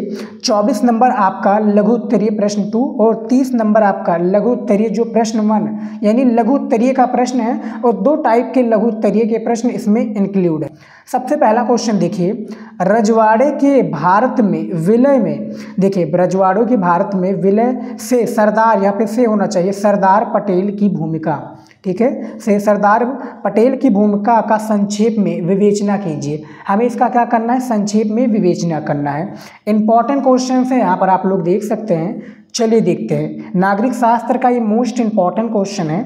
आंसर देखिए, देश की स्वतंत्रता के पश्चात सरदार वल्लभ भाई पटेल उप प्रधानमंत्री के साथ प्रथम गृह सूचना तथा रियासत विभाग के मंत्री बने। ठीक है, रियासत विभाग के क्या बने? मंत्री बने।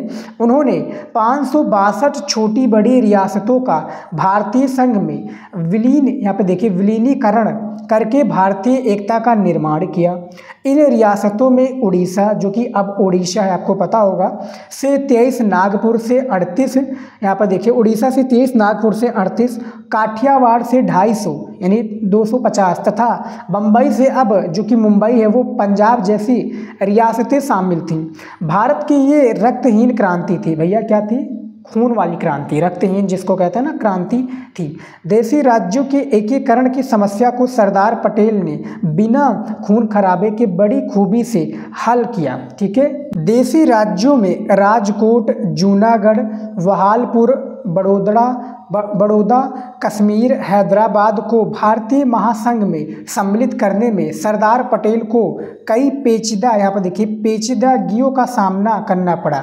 ठीक है, सरदार पटेल ने आज़ादी के ठीक पूर्व ही PB मेनन, उस समय यूनाइटेड किंगडम में भारत के उच्चायुक्त के साथ मिलकर कई देशी राज्यों को भारत में मिलाने के लिए कार्य आरंभ कर दिया था। कार्य क्या है? ये आरंभ कर दिया था।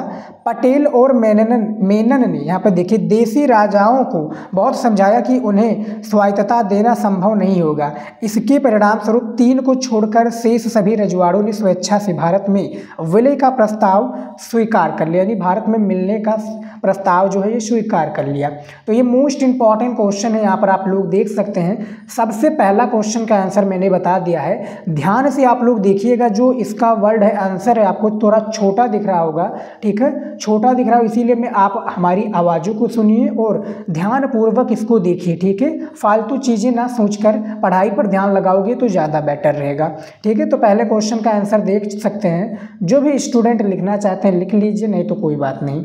ठीक है, चलिए देखते हैं दूसरा क्वेश्चन। देखिए यहाँ पर नीति आयोग पर एक संक्षिप्त टिप्पणी लिखिए। ठीक है, जो नीति आयोग है इस पर आपको एक संक्षिप्त में टिप्पणी लिखना है। इसका आंसर देखिए क्या है।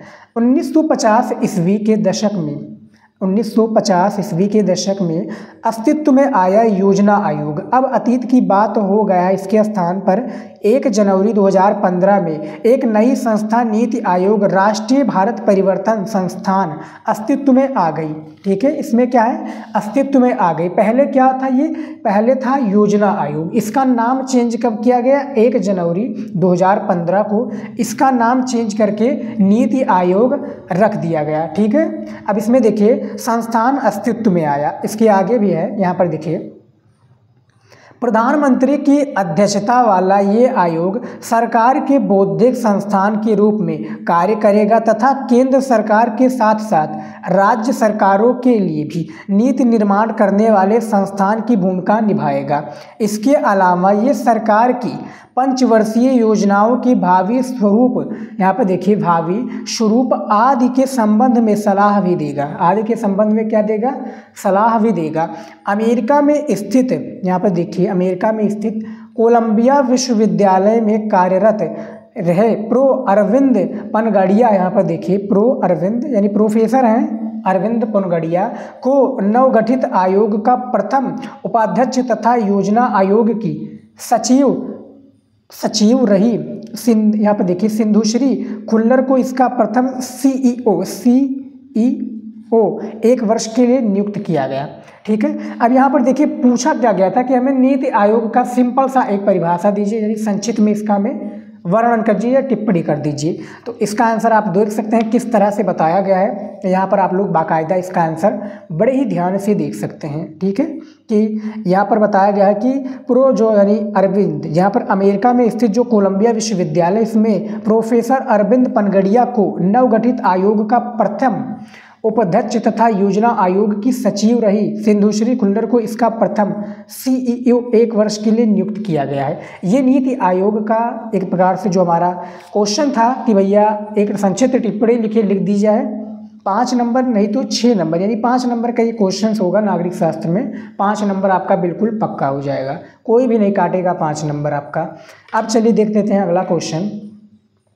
3 नंबर क्वेश्चन देखिए क्या पूछा गया है कि 1970 के दशक में इंदिरा गांधी की सरकार किन कर्म से या कारणों से होना चाहिए, यहाँ पर कर्म लिख गया है, कंप्यूटराइज गड़बड़ हो गया स्टूडेंट। यहाँ पे देखिए 1970 के दशक में इंदिरा गांधी की सरकार किन कारणों से लोकप्रिय हुई थी। ठीक है, ये भी आपका क्वेश्चन पूछा गया है। लोकप्रिय की बात हो रही है कि लोकप्रिय हुई थी, तो देखिए 1970 के दशक में इंदिरा गांधी की सरकार निम्नलिखित कारणों से लोकप्रिय हुई थी। अब देखिए यानी कुछ इसमें पॉइंट के थ्रू बताया गया है जिससे आपको भी समझ में आए, और कॉपी में भी आपको ऐसे ही आंसर को लिखना है। जो आपका लॉन्ग क्वेश्चन होगा, चाहे आपका दीर्घ उत्तरीय क्वेश्चन हो या लघु उत्तरीय क्वेश्चन हो, ठीक है, इसी तरीके से आपको बोर्ड एग्जाम की कॉपी में लिखना रहेगा। देखिए सबसे पहला है, इस समय सामाजिक मुद्दे प्रमुखता के लिए गए हैं। यहाँ पर देखिए कि जो इस समय के सामाजिक मुद्दे हैं ये प्रमुखता से लिए गए हैं। दूसरा है,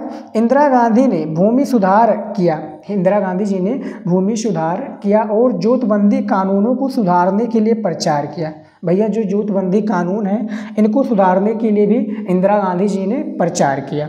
ठीक है, चौथा है कि पूर्वी पाकिस्तान संकट और भारत पाक युद्ध से बांग्लादेश को एक स्वतंत्र राष्ट्र की तरह स्थापित करने के लिए कार्य ने भी इंदिरा गांधी की लोकप्रियता में इजाफा किया। देखिए भैया बांग्लादेश और पाकिस्तान, जो कि पाकिस्तान को यानी बांग्लादेश को आज़ादी कब मिली? 1971 में आज़ादी मिली थी। किसने आज़ादी दिलवाई थी भैया? भारत ने आज़ादी दिलवाई से। किससे? पाकिस्तान से। पहले कौन सा था पाकिस्तान? ईस्ट पाकिस्तान, ये वेस्ट पाकिस्तान हुआ करता था। ठीक है, तो इन्होंने क्या है अपना नया देश बना लिया, बांग्लादेश बना लिया। ठीक है, 1971 में आज़ाद हो गया। किससे? वेस्ट पाकिस्तान से। इसमें सबसे ज़्यादा जो मदद किया था बांग्लादेश का वो भारत ने किया था, और उस समय की जो प्रधानमंत्री थी वो हमारी इंदिरा गांधी जी थी। इसीलिए लोकप्रियता में इजाफा हुआ, क्योंकि भैया जब पाकिस्तान से यानी युद्ध जीत गए थे 1971 में, इनके यानी भैया पाकिस्तान के 93,000 सैनिकों ने भैया क्या है सरेंडर कर दिया जाता है, एक प्रकार से उन्होंने आत्मसमर्पण कर दिया था कि भैया मैं हार चुका हूँ। ठीक है, तो इन्होंने कर दिया था, और इसीलिए इंदिरा गांधी जी इनकी लोकप्रियता में जो लोकप्रियता है इजाफा हुआ। ठीक है, ये हमारा तीसरा पॉइंट है जो कि चौथा यहाँ पर लिख दिया है। कंप्यूटराइज स्टूडेंट गड़बड़ हो गया तो प्लीज़ छोटी छोटी जो गलतियाँ हैं इसको इग्नोर कीजिएगा। ठीक है, लेकिन मैं आपको समझाता हुआ चलता हूँ कि ये गलती है। ठीक है, यहाँ पर देखिए चौथा होना चाहिए, उन्होंने अपनी पार्टी की स्थिति को मजबूत बनाए रखा और दूसरी राजनीतिक पार्टियों पर निर्भरता कम कर दी तथा दिसंबर 1970 में लोकसभा को भंग करने का भी प्रस्ताव भी रखा। यानी लोकसभा को भंग करने पर भी क्वेश्चंस आपका बोर्ड एग्जाम में पूछा जाएगा, खासकर नागरिक शास्त्र में, कि लोकसभा को किसने भंग करवाया था या किसने भंग किया था भैया, तो इंदिरा गांधी का नाम उसमें सबसे ज़्यादा आया था। ठीक है, और ये जो क्वेश्चन पूछा गया कि 1970 में दशक में इंदिरा गांधी किन कारणों से इनकी सरकार प्रेरित हुई है, ये लोकप्रिय हुई, यानी सबसे फेमस आदमी हो गई। ठीक है, अब आप लोगों को पता होगा दुनिया में सबसे ज़्यादा जो फेमस है एलोन मस्क और रोनाल्डो हैं। ठीक है, आपको पता होगा ना। तो इसी प्रकार से ये भारत की फेमस हो गई थी। 1970 के दशक में बात हो रही है। 6 नंबर को इसमें देखिए 5 नंबर पॉइंट है कि कांग्रेस विभिन्न सामाजिक वर्गों के मध्य लोकप्रिय हो गई और इसने दोबारा अपनी प्रभुत्ता को स्थापित कर लिया। कांग्रेस क्या भैया, विभिन्न सामाजिक वर्गों के मध्य लोकप्रिय हो गई और इसने क्या है, दोबारा अपनी जो प्रभुत्ता है इसको स्थापित कर लिया। ये 5 नंबर पॉइंट इसमें। और अब 6 नंबर पॉइंट है आखिरी कि इंदिरा गांधी की सरकार को सिर्फ गरीबों व साधनहीनों के रक्षक के रूप में ही स्वीकार नहीं किया गया, बल्कि एक मजबूत सरकार के रूप में भी स्वीकार किया गया। कांग्रेस की भैया सरकार है, कांग्रेस की कौन, जो कि इंदिरा गांधी जी एक कांग्रेस के समर्थन यानी कांग्रेस सोशलिस्ट पार्टी के अध्यक्ष भी थी। ठीक है, अध्यक्ष नहीं थी, यानी इसी से चुनाव लड़ती थी। इनका सरकार एक प्रकार से था जैसे कि उनका एक प्रकार से था ना कम्युनिस्ट पार्टी, और सेम इनका एक था Congress communist party, Congress party हुआ था इनका। ठीक है, तो 3 नंबर जो क्वेश्चन था लघु उत्तरीय का, इसका भी मैंने आंसर दे दिया। यहाँ पर आप देख सकते हैं बाकायदा पूरा डिटेल में मैंने समझाने का प्रयत्न किया है आप लोगों को। अब चलिए देख लेते हैं अगला क्वेश्चन। ठीक है, देखिए अगला क्वेश्चन क्या पूछा गया है। 4 नंबर क्वेश्चन देखिए कि किन बातों के कारण गोर्बाचेव सोवियत संघ की सुधार के लिए बाध्य हुए। भैया गोर्बाचेव कौन है, उस समय के राष्ट्रपति थे, जो कि कौन से मतलब 1991 में सोवियत संघ का विघटन यानी इसका विघटन हो गया था। उस समय के राष्ट्रपति कौन थे, गोर्बाचेव थे। ठीक है, मिखाइल गोर्बाचेव इनका नाम था। तो देखिए आगे देख लेते हैं। यहाँ पर देखिए निम्नलिखित कारणों से गोर्बाचेव सोवियत संघ में सुधार लाने के लिए बाध्य हुए। सबसे पहला पॉइंट है इसमें, कारण इसमें बताए गए हैं, तो निम्नलिखित कारण है। देखिए सोवियत संघ की समाजवादी प्रणाली पर नौकरशाही का शिकंजा कसता चला गया, जिससे सोवियत प्रणाली सत्तावादी होती गई और नागरिकों का जीवन मुश्किल होता चला गया। ठीक है, ये नागरिकों का जीवन क्या है, ये मुश्किल होता चला गया। दूसरा है इसमें पॉइंट, सोवियत समाजवादी व्यवस्था में लोगों को अपना प्रतिनिधि चुनने ब्रैकेट में देखिए लोकतंत्र तथा विचार अभिव्यक्ति की स्वतंत्रता नहीं थी। भैया विचार की अभिव्यक्ति की स्वतंत्रता इसमें नहीं थी, इसीलिए लोग पश्चिम देशों की तरह आकर्षित थे। भैया लोग क्या थे, ये पश्चिम देशों के लिए आकर्षित थे। तीसरा है इसमें, सोवियत संघ में सिर्फ एक दल साम्यवादी दल का प्रभुत्व था। एक ही दल इसमें होता था जो कि साम्यवादी दल था। ठीक है, और इसी में सरकार होता था, एक ही सरकार बनता था, उसमें कोई लड़ता नहीं था ना। जैसे कि हमारे भारत में देखा जाए तो भाजपा पार्टी है, कांग्रेस पार्टी है, कम्युनिस्ट पार्टी, यानी कई सारी पार्टियाँ। लेकिन यहाँ पर सोवियत संघ में साम्यवादी नाम की एक ही पार्टी होती थी और यही हर बार चुनाव जीती थी। ठीक, यानी इनके कंपटीशन में कोई लड़ता ही नहीं था, तो चुनाव कंपलसरी यही जीतेंगे। तो देखिए इस दल का सभी संस्थाओं पर गहरा अंकुश था। ये दल जनता के प्रति उत्तरदायी भी नहीं था, यानी भैया ये जनता की ओर ध्यान नहीं देते थे, इसीलिए भैया जनता के प्रति उत्तरदायी नहीं था और इस पर गहरा अंकुश था, यानी भैया गहरा एक प्रकार से विचार था कि ये भैया क्यों है। ठीक है, उसके बाद में देखिए 4 नंबर पॉइंट कि सोवियत संघ में 15 गणराज्य शामिल हुए, लेकिन सारे विषयों पर रूस का प्रभुत्व बनाकर रखा था। इसीलिए शेष क्षेत्रों की जनता स्वयं को दमित तथा उपेक्षित महसूस करती थी। दमित यानी भैया दबा हुआ, और क्या है उपेक्षित यानी भैया कि हमारी कौन सी सरकार है जो कि भैया रूस के ही ऊपर चल रही है, यानी रूस पर ही इसका प्रभुत्व है, रूस के अलावा कोई भी देश इस पर नहीं मानता, तो उपेक्षित महसूस करती थी। यानी 15 जो गणराज्य मैंने नाम बता रखा है, आप लोग कमेंट में बताइएगा। ठीक है, जो कि लाथाविया, उज्बेकिस्तान, ठीक है, और यूक्रेन, बहुत सारे हैं जो कि मैंने बताया है। 5 नंबर देखिए, 5 नंबर है कि हथियारों की होड़ में अमेरिका की बराबरी करने के कारण सोवियत संघ प्रौद्योगिकी और बुनियादी ढांचे ब्रैकेट में है जैसे परिवहन, ऊर्जा आदि में पश्चिमी देशों से पीछे रह गया। ठीक है।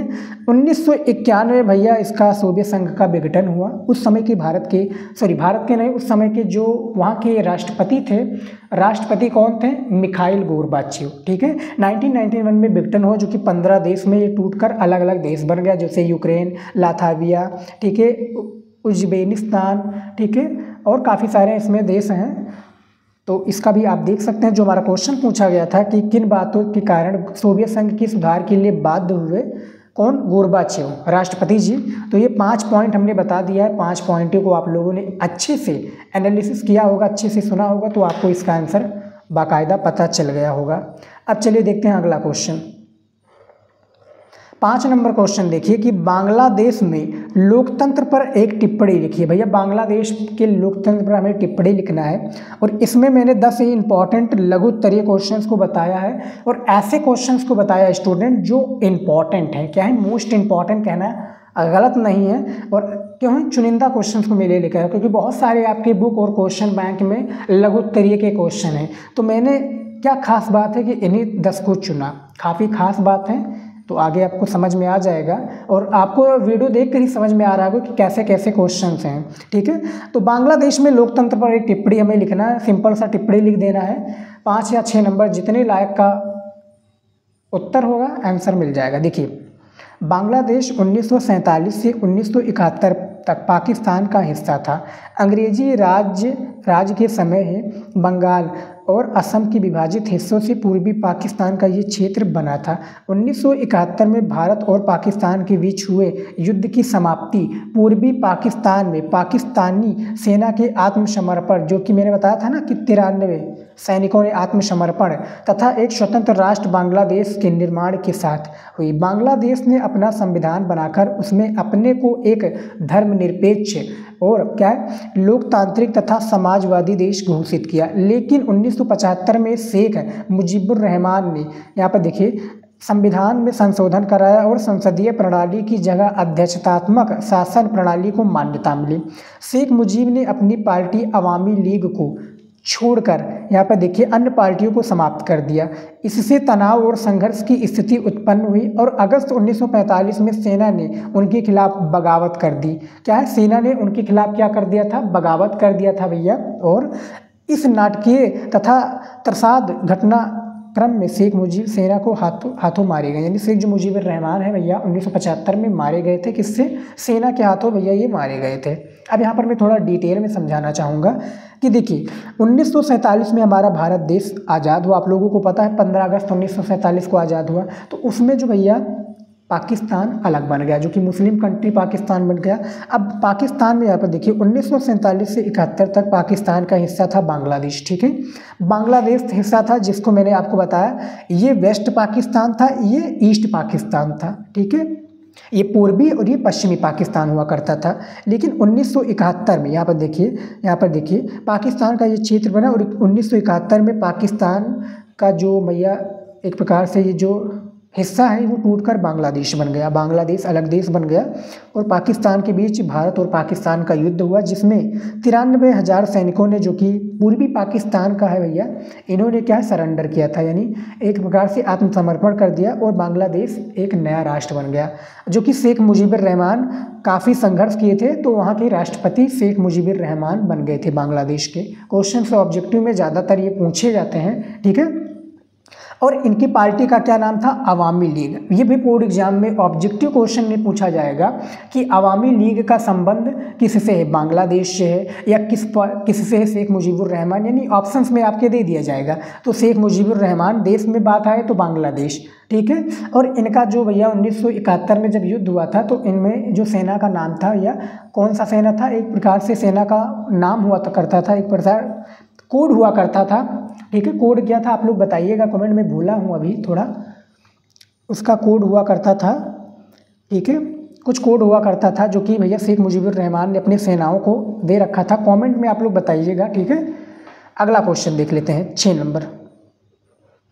भारत में दलित जातियों की राजनीतिक, इसमें क्वेश्चन हैं,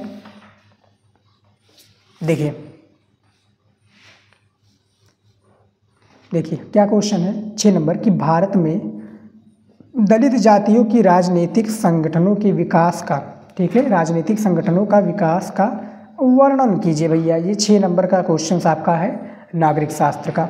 ठीक है, तो यहाँ पर आप देख लीजिए किसकी बात हो रही है, भारत की बात हो रही है। इसमें जो हमारे दलित जातियों की राजनीतिक संगठन है इसका वर्णन करना है। तो चलिए इसका आंसर देख लेते हैं। ठीक है, ध्यानपूर्वक आप देखिएगा स्टूडेंट। और आप लोगों ने अभी तक हमारे चैनल को नहीं सब्सक्राइब कर लिया है तो कर लीजिए स्टूडेंट, 1 ही सेकंड लगेगा। हम आप लोगों के लिए इतना मेहनत कर रहे हैं तो आपकी भी कुछ रिस्पॉन्सिबिलिटी बनती है कि आप हमारे वीडियोज़ को लाइक करें और चैनल को सब्सक्राइब कीजिए। हम ऐसे इंपॉर्टेंट वीडियो आप सभी के लिए लेकर आते रहेंगे और आपकी तैयारी जो इतना अच्छा हम कराएंगे ताकि आप हर एक सब्जेक्ट में 95+ ज़रूर लेकर आओ। उसके लिए आपको भी मेहनत करना पड़ेगा और हम ऑलरेडी मेहनत दिन रात कर रहे हैं क्योंकि टाइम कम बचा है और हम क्या है, मैं सोता भी नहीं हूँ प्रॉपर, इसीलिए मैं आपकी तैयारी अच्छे से करा रहा हूँ ताकि आप क्या है हर एक सब्जेक्ट में अच्छा स्कोर कर पाए। देखिए पास तो सभी होंगे लेकिन अच्छा मार्क्स लाना ज़रूरी है। तो आंसर देखिए 1980 के दशक में क्वेश्चन पूछा गया है दलित जातियों से कि 1980 के दशक में दलित जातियों के राजनीतिक संगठनों का भी उभार हुआ। 1978 में बामसेप ब्रैकेट में देखिए backward and minority communities employees, यहाँ पे देखिए एम्प्लॉइज फेडरेशन का गठन हुआ। ये सरकारी कर्मचारियों की कोई साधारण सी ट्रेड यूनियन नहीं था। ठीक है, ट्रेड यूनियन ये नहीं था। इस संगठन ने बहुजन यानी अनुसूचित जाति, जो अनुसूचित भैया जाति, और अनुसूचित जनजाति यानी ST SC जो कि अनुसूचित, और ST जो आपका अनुसूचित जनजाति, अन्य पिछड़ा वर्ग और अल्पसंख्यकों की राजनीतिक सत्ता की जोरदार तरफदारी की। इसी का परवर्ती विकास दलित शोषित समाज संघर्ष समिति है, जिसके बाद के समय में बहुजन समाज पार्टी का उदय हुआ। बहुजन समाज पार्टी यानी BSF, ठीक है, बहुजन समाज पार्टी। ठीक है, इसका क्या होता है, इसका अर्थ ये देखिए। ठीक है, ये देखिए बहुजन समाज पार्टी का उदय हुआ। इस पार्टी की अगुवाई काशीराम ने की। अब आप समय यानी उत्तर प्रदेश में देखा जाए तो भैया कौन है इसकी, यानी BSF की जो एक प्रकार से अगुवाई है, अध्यक्ष कौन है आप लोग बताइएगा। काफ़ी मतलब उनका नाम है, मैं भूल चुका हूँ वो भी नाम। ठीक है स्टूडेंट, काफ़ी चीज़ें मैं इस समय भूल रहा हूँ।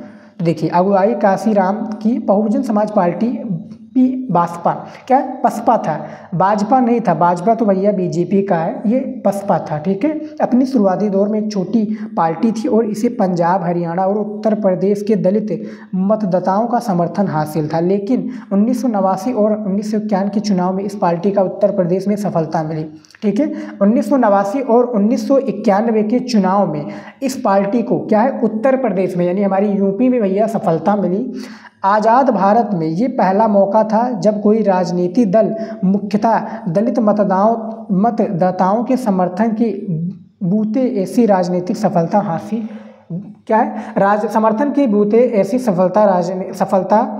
राजनीतिक सफलता हासिल कर पाया। ठीक है, तो जो हमारा क्वेश्चन पूछा गया था भैया कि भारत में जो दलित जातियां हैं ST SC की जो कैटेगरियां हैं ST SC, तो इसमें राजनीतिक संगठन का विकास क्यों हुआ और क्या मतलब विकास का वर्णन हमें करना था, जो कि आप लोगों को बता दिया। बहुजन समाज पार्टी भैया BSF, जिसको क्या कहता है, बसपा कहा जाता है, बसपा। ठीक है, तो इसका भी आंसर मैंने आपको बता दिया है। अब चलिए देखते हैं अगला क्वेश्चन। देखिए अगला क्वेश्चन क्या पूछा गया है, स्क्रीन पर आप लोग स्टूडेंट देखिए। हमारा 7 नंबर क्वेश्चन यहाँ पर देखिए। 7 नंबर क्वेश्चन है कि भारत की परमाणु नीति पर संक्षिप्त निबंध लिखिए। भैया भारत के हमें परमाणु नीति पर क्या करना है, संक्षिप्त में निबंध लिखना है। ठीक है, चलिए देख लेते हैं इसका निबंध। सबसे पहला क्वेश्चन पूछा गया है, भारत ने परमाणु नीति में सैद्धांतिक तौर पर ये बात स्वीकार की कि भारत अपनी रक्षा के लिए परमाणु हथियार रखेगा, लेकिन इन हथियारों का प्रयोग पहले नहीं करेगा। यानी भैया भारत ने कहा, अब भैया आप लोग ये कमेंट में बताइए कि भारत में जो पहला परमाणु परीक्षण किया था ये कब किया था, कहाँ पर किया था, ये आप लोग कमेंट में बता दीजिए। अच्छे से तैयारी कर रहे हैं नागरिक शास्त्र की तो इतना तो आपको पता होगा, क्योंकि मैं काफ़ी वीडियोज़ में बताता हूँ और आप लोग हमारी वीडियोज़ को देखते होंगे तो आपको पता होगा, कमेंट में आप लोग प्लीज़ बता दीजिएगा, ठीक है। अब यहाँ पर जो पहला पॉइंट बताया गया कि भैया भारत ने अपनी रक्षा के लिए परमाणु हथियार जो है रखेगा, और बना भी लिया, परीक्षण भी कर लिया है, रखेगा, और सभी देशों को पता है कि भैया भारत के पास भी परमाणु हथियार है, लेकिन इन हथियारों का प्रयोग पहला नहीं करेगा, यानी पहले किसी देश पर नहीं करेगा। मान लीजिए कोई देश भारत पर हमला करता है, तब भैया वो हथियार, परमाणु हथियार का प्रयोग करेगा, लेकिन वो पहला नहीं करेगा, ठीक है। दूसरा देखिए, भारत निशस्त्रीकरण की प्रति वचनबद्ध है ताकि परमाणु हथियारों से मुक्त विश्व की रचना हो सके। निशस्त्रीकरण के प्रति क्या है, ये वचनबद्ध है, इसमें बताया गया है दूसरा पॉइंट में। तीसरा पॉइंट देखिए कि पंडित नेहरू ने आधुनिक भारत बनाने के लिए विज्ञान और तकनीकी को हमेशा प्रोत्साहन दिया है। भैया पंडित नेहरू जो कि भारत के पहले प्रधानमंत्री थे, ठीक है भैया, इनकी मृत्यु कब हुई, 1964 में हुई थी भैया, इनके स्वास्थ्य के कारण इनका मृत्यु हो गया था। भारत के प्रधानमंत्री यही थे। उसके बाद में जो प्रधानमंत्री आए, कौन आए, जो कि लाल बहादुर शास्त्री जी शायद आए थे। कमेंट में बताइएगा मैं सही हूँ कि नहीं। देखिए पंडित नेहरू ने भैया क्या है, तकनीकों को प्रोत्साहन दिया। उदाहरण 1940 में होमी जहांगीर भाभा के निर्देशन में परमाणु कार्यक्रम के लिए प्रयास किए गए। चौथा पॉइंट है इसमें, भारत परमाणु हथियार के विरुद्ध था। भैया भारत क्या था भैया, ये परमाणु हथियार के विरुद्ध था, अतः महाशक्तियों के साथ परमाणु निशस्त्रीकरण पर जोर दिया। भारत एनपीटी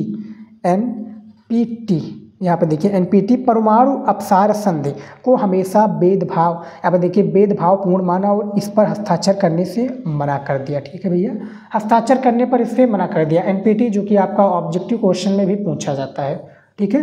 5 नंबर आपका इसमें है पॉइंट, देखिए मई 1974 में भारत ने अपना पहला परमाणु परीक्षण किया था। कहाँ पर, पोखरण में भी किया था, पोखरण में किया था जो कि राजस्थान में है। इसे उसने क्या है, तो इसे उसने शांतिपूर्ण परीक्षण करार दिया और परमाणु शक्ति को केवल शांतिपूर्ण उद्देश्यों को पूरा करने के लिए प्रयोग करने पर जोर दिया, ठीक है। 1974 में भैया भारत ने अपना परमाणु परीक्षण किया था। मैंने कमेंट में आपको बताने के लिए कहा था ना कि बताइए इसका आंसर, जो बता दिया होगा वो अच्छी बात है, नहीं बताया तो भी अच्छी बात है, ठीक है। तो 1974 में मई में, ठीक है, शायद 8 मई या 9 मई था, उसमें 1974 में पोखरण में पहला परीक्षण किया गया था, ठीक है। तो ये जो हमारा था इसमें 7 नंबर क्वेश्चन कि भारत की परमाणु नीति पर संक्षिप्त टिप्पणी या निबंध लिखना था, मैंने इस पर भी आंसर आपको बता दिया है। अब चलिए देखते हैं अगला क्वेश्चन। यहाँ पर देखिए 8 नंबर क्वेश्चन पूछा गया है स्टूडेंट, ठीक है। देखिए 8 नंबर क्वेश्चन पूछा गया कि 1947 में भारत के विभाजन के परिणामों की विवेचना कीजिए।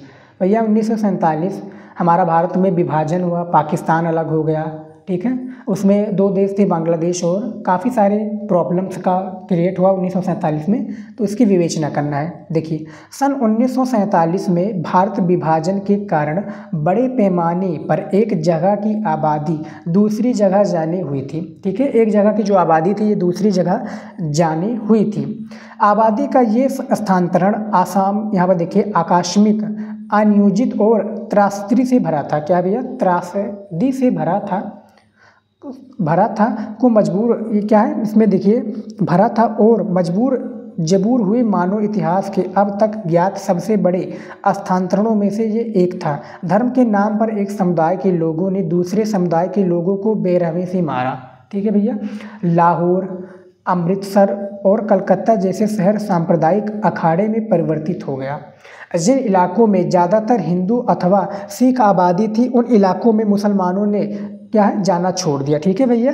जिन पर भैया हिंदू और सिख थे उन इलाकों में जो भैया हमारे मुसलमान भाइयों हैं, बहन हैं, यहाँ पर देखिए उन इलाकों में ज़्यादातर हिंदू अथवा सिख आबादी, उन इलाकों में मुसलमानों ने जाना छोड़ दिया। ठीक इसी तरह मुस्लिम बहुल आबादी वाले इलाकों में हिंदी और सिख नहीं गुजरते थे। लोग अपना घर बार छोड़ने के लिए मजबूर हुए। वे सीमा के एक ओर से दूसरी ओर गए और इस क्रम में लोगों को बड़ी से बड़ी विपत्ति का सामना करना पड़ा। दोनों ही ओर, यहाँ पर देखिए दोनों ही ओर अल्पसंख्यक अपने घरों से भाग खड़े हुए और अक्सर अस्थायी तौर पर उन्हीं शरणार्थियों शिविरों में पनाह लेनी पड़ी, ठीक है। यानी भैया आप लोगों को पता होगा 1947 में हमारा जो है भारत देश आज़ाद हुआ था। उसमें भैया जो हमारे पाकिस्तान था भैया, पाकिस्तान, पूर्वी पाकिस्तान और पूर्वी पाकिस्तान और पश्चिमी पाकिस्तान। तो पश्चिमी पाकिस्तान में जो है भैया जो मुस्लिम थे भैया, मुस्लिम लोग हिंदुओं में, वो हिंदू में जो जितने भी मुस्लिम लोग थे वो पाकिस्तान में जाकर बस गए, क्योंकि वो उन्होंने अपना एक अलग देश बना लिया। ठीक है, तो यही बताया गया है कि 1947 में भारत के विभाजन के परिणामों की विवेचना करना था। इसका आंसर मैंने बाकायदा आपको बता दिया है। यहाँ पर जिन्होंने पूरा आंसर को समझा होगा तो उनका आंसर आप देख सकते हैं किस तरह से है। ठीक है, क्वेश्चन का आंसर यहाँ पर आप देख सकते हैं। अगला क्वेश्चन देखिए, 9 नंबर क्वेश्चन देखिए क्या पूछा गया है। इसको भी मैंने काफ़ी बार बता चुका हूँ। देखिए, रियो सम्मेलन क्यों आयोजित किया गया था। ठीक है, रियो सम्मेलन ये क्यों आयोजित किया गया था, इसके प्रभाव की विवेचना कीजिए। ठीक है, वेरी वेरी इंपॉर्टेंट क्वेश्चन है। चलिए देख लेते हैं इसका आंसर।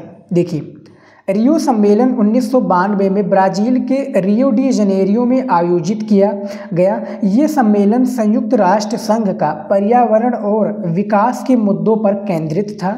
इसे पृथ्वी सम्मेलन भी कहते हैं। खासकर बहुविकल्पीय में आपका ज़्यादातर पूछा जाएगा कि भैया पृथ्वी सम्मेलन को और अन्य नाम से जाना जाता है, तो रियो सम्मेलन के नाम से भी जाना जाता है भी कहते हैं। इस सम्मेलन में 170 देशों और हजारों स्वयंसेवी संगठन और विभिन्न बहुराष्ट्रीय निगमों ने भाग लिया। इस सम्मेलन के पश्चात पर्यावरण एक वैश्विक मुद्दा बन गया। भैया पर्यावरण क्या था, एक ये वैश्विक मुद्दा बन गया। पर्यावरण संरक्षण के लिए संयुक्त राष्ट्र संघ और विभिन्न देशों द्वारा कई कदम उठाए गए। ठीक है, विभिन्न जो देश थे उसके द्वारा कई कदम उठाए गए। रियो सम्मेलन के निम्नलिखित परिणाम निकले। भैया जो रियो सम्मेलन हुआ कहाँ पर हुआ था, रियो डी जनेरियो में। कब, 1992 में। ठीक है, ब्राज़ील के रियो डी 170 देशों ने इसमें भाग लिया था और हजारों स्वयंसेवी यानी हजारों लोगों ने भी भाग लिया था। ठीक है, अब इसमें देखिए जो रियो सम्मेलन के निम्नलिखित परिणाम निकले वो क्या परिणाम निकले। देखिए, सबसे पहला परिणाम देखिए, वैश्विक राजनीति के दायरे में पर्यावरण को लेकर एक सटीक रूप दिया। ठीक है, दूसरा है आवर कॉमन फ्यूचर रिपोर्ट छापी गई। आवर कॉमन फ्यूचर रिपोर्ट इसमें छापी गई।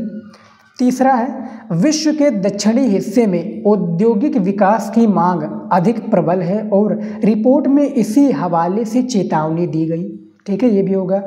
चौथा है उत्तरी देशों की मुख्य चिंता, जो उत्तरी देश इसकी मुख्य चिंता ओजोन परत में छेद तथा वैश्विक, इसमें और है छेद तथा वैश्विक ताप वृद्धि को लेकर थी।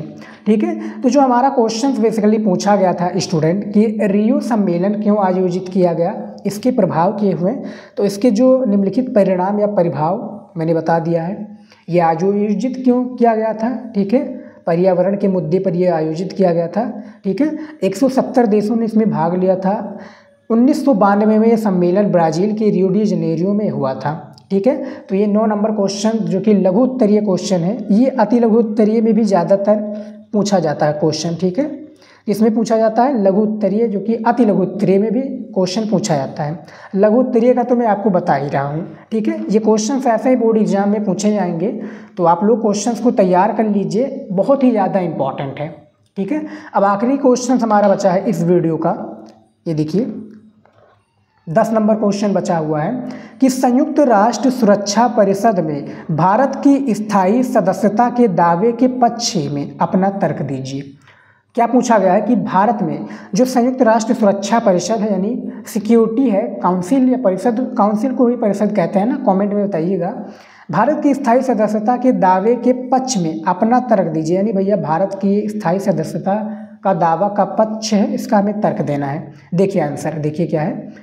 भारत के नागरिक के रूप में मेरा मानना है कि भारत को सुरक्षा परिषद का स्थायी सदस्य होना चाहिए। स्थायी सदस्यता के लिए प्रमुख तर्क निम्नवत हैं। ठीक है, प्रमुख तर्क क्या है बाबू, ये निम्नवत हैं। देखिए, सबसे पहला है भारत संयुक्त राष्ट्र संघ के शुरुआती सदस्यों में एक है। ठीक है, शुरुआती सदस्यों में क्या है, ये केवल एक है। दूसरा है संयुक्त राष्ट्र संघ की निधि में भारत का निश्चित आर्थिक योगदान है, ये भी हो गया। तीसरा है भारत संयुक्त राष्ट्र संघ के अनेक शांति कार्यों में महत्वपूर्ण भूमिका निभाता है। चौथा है भारत संयुक्त राष्ट्र संघ के सिद्धांतों, उद्देश्यों और कार्यों में पूरा विश्वास करता है, इसीलिए भारत संयुक्त राष्ट्र संघ के निर्णयों की उपेक्षा या उल्लंघन नहीं करता, चाहे वे कश्मीर का प्रश्न ही क्यों ना हो। ठीक है, इसमें हो गया। 5 नंबर पॉइंट देखिए, भारत विश्व का सबसे विशाल लोकतांत्रिक देश है। विशाल यानी विश्व की बात हो रही है भैया, लोकतांत्रिक क्या है, देश है। 6 नंबर है, भारत ने संयुक्त राष्ट्र संघ के शांति अभियानों के लिए कई बार अपनी सेना भेजी, जिनमें कोरिया, मिस्र, कांगो आदि प्रमुख हैं। 7 नंबर है कि भारत ने संयुक्त राष्ट्र संघ के माध्यम से किए गए शांतिमय कार्यों, वैज्ञानिक अनुसंधानों और आर्थिक एवं सामाजिक कार्यों में हिस्सा लिया है। 8 नंबर देखिए, भारत 8 बार सुरक्षा परिषद का अस्थायी सदस्य चुना जा चुका है। ठीक है, और 9 नंबर है, भारत विश्व में सबसे अधिक आबादी वाला दूसरा देश है। भारत में विश्व की कुल जनसंख्या का एक पॉइंट यानी यहाँ पर देखिए 1/5 भाग निवास करते हैं। ठीक है, यानी 17.5% भारत का यानी पूरे विश्व का भारत में जनसंख्या 17.5 करते हैं। ठीक है, तो जो क्वेश्चन हमारा पूछा गया था स्टूडेंट कि संयुक्त राष्ट्र सुरक्षा परिषद में भारत की स्थायी सदस्यता के दावे में पक्ष देना था, वो कुछ 9 प्रकार के मैंने पक्ष को दर्शाया है। इसी तरीके से आपको पॉइंट टू पॉइंट यानी पॉइंट के हिसाब से बोर्ड एग्जाम में भी इसका आंसर देना होगा। 1, 2, 3, 4 यानी ऐसे आपको लिखना भी है और एग्जामिनर को भी समझाना है। ऐसे लिखेंगे तो काफ़ी बेटर लगेगा, काफ़ी अच्छा लगेगा। ठीक है स्टूडेंट, तो यहाँ पर देख सकते हैं मैंने 10 महत्वपूर्ण नागरिक शास्त्र के लघु उत्तरीय प्रश्न उत्तर को बताया है। तो आई होप कि वीडियो को आपने अच्छे से नागरिक शास्त्र सिविक्स के जितने भी स्टूडेंट हैं और इस बार बोर्ड एग्जाम में नागरिक शास्त्र का पेपर देने वाले हैं, तो हम सभी महत्वपूर्ण दीर्घ उत्तरीय प्रश्न लेकर आए हैं जो आज के इस वीडियो में हम आपको बताएंगे। ऐसे हम प्रश्नों को लेकर आए हैं जो महत्वपूर्ण हैं और आपके बोर्ड एग्जाम में हर वर्ष पूछा जाता है। पेपर में बार बार पूछे जाने वाले दीर्घ उत्तरीय प्रश्न को लेकर आए हैं जो हर एक चैप्टर के इंपॉर्टेंट क्वेश्चन इस वीडियो में हैं। तो वीडियो को लास्ट तक जरूर देखिएगा। दीर्घ उत्तरीय प्रश्न देख लोगे तो 16 नंबर बिल्कुल पक्का होने वाला है। तो चलिए शुरू करते हैं और एक एक करके सारे इंपॉर्टेंट क्वेश्चंस को हम आप लोगों को बताते हैं। यहाँ पर देखिए, स्क्रीन पर देख सकते हैं सबसे पहला प्रश्न क्या दिया हुआ है। सबसे पहला प्रश्न है नागरिक शास्त्र का, नर्मदा बचाओ आंदोलन ने नर्मदा घाटी की बांध परियोजना का विरोध क्यों किया। बहुत ही इंपॉर्टेंट क्वेश्चन है और इसमें जैसा कि मैंने आपको बताया कि मोस्ट इंपॉर्टेंट क्वेश्चन है, आपके पेपर में हर साल ये पूछे जाते हैं क्वेश्चंस। तो वीडियो को लास्ट तक देखिए, चैनल पर नए तो सब्सक्राइब कर लीजिएगा। आप सभी के लिए मैंने महातांडव का भी क्लास का वीडियो बना रखा है। तो जो पहला क्वेश्चन था स्टूडेंट कि नर्मदा बचाओ आंदोलन ने, यहाँ पर देखिए, ने नर्मदा घाटी की बांध परियोजना का विरोध क्यों किया, इसके बारे में बताइए। हालांकि मैंने इसका आंसर अपने चैनल पर बना रखा है, वीडियो बना रखा है, नहीं देखा है तो जाकर देख लीजिएगा, लेकिन ये मोस्ट इंपॉर्टेंट क्वेश्चन है। अब देखिए ये कब आया था, यानी पेपर में किस वर्ष पूछा गया था। ये देखिए NCERT का क्वेश्चन है, 2019 के बोर्ड पेपर में पूछा गया था, 2022 के बोर्ड पेपर में पूछा गया और 2024 के बोर्ड एग्जाम में भी पूछा गया, यानी इस वर्ष भी ये बोर्ड एग्जाम में पूछा गया था जो ये क्वेश्चन है आपका। तो इसको बुक में या क्वेश्चन बैंक में टिक लगा लीजिएगा, नहीं तो आपसे रिक्वेस्ट है कॉपी पेन लेकर बैठ जाइए, सारे क्वेश्चंस को लिख लीजिए क्योंकि इंपॉर्टेंट है। बाद में आप इसको तैयार कर लेंगे, ठीक है, इसका आंसर आपको क्वेश्चन बैंक या बुक में मिल जाएगा, नहीं तो आप हमारी वीडियोज से देखकर भी इसका आंसर लिख सकते हैं। ठीक है, सबसे पहला क्वेश्चन तो आपका ये होगा नर्मदा बचाओ वाला।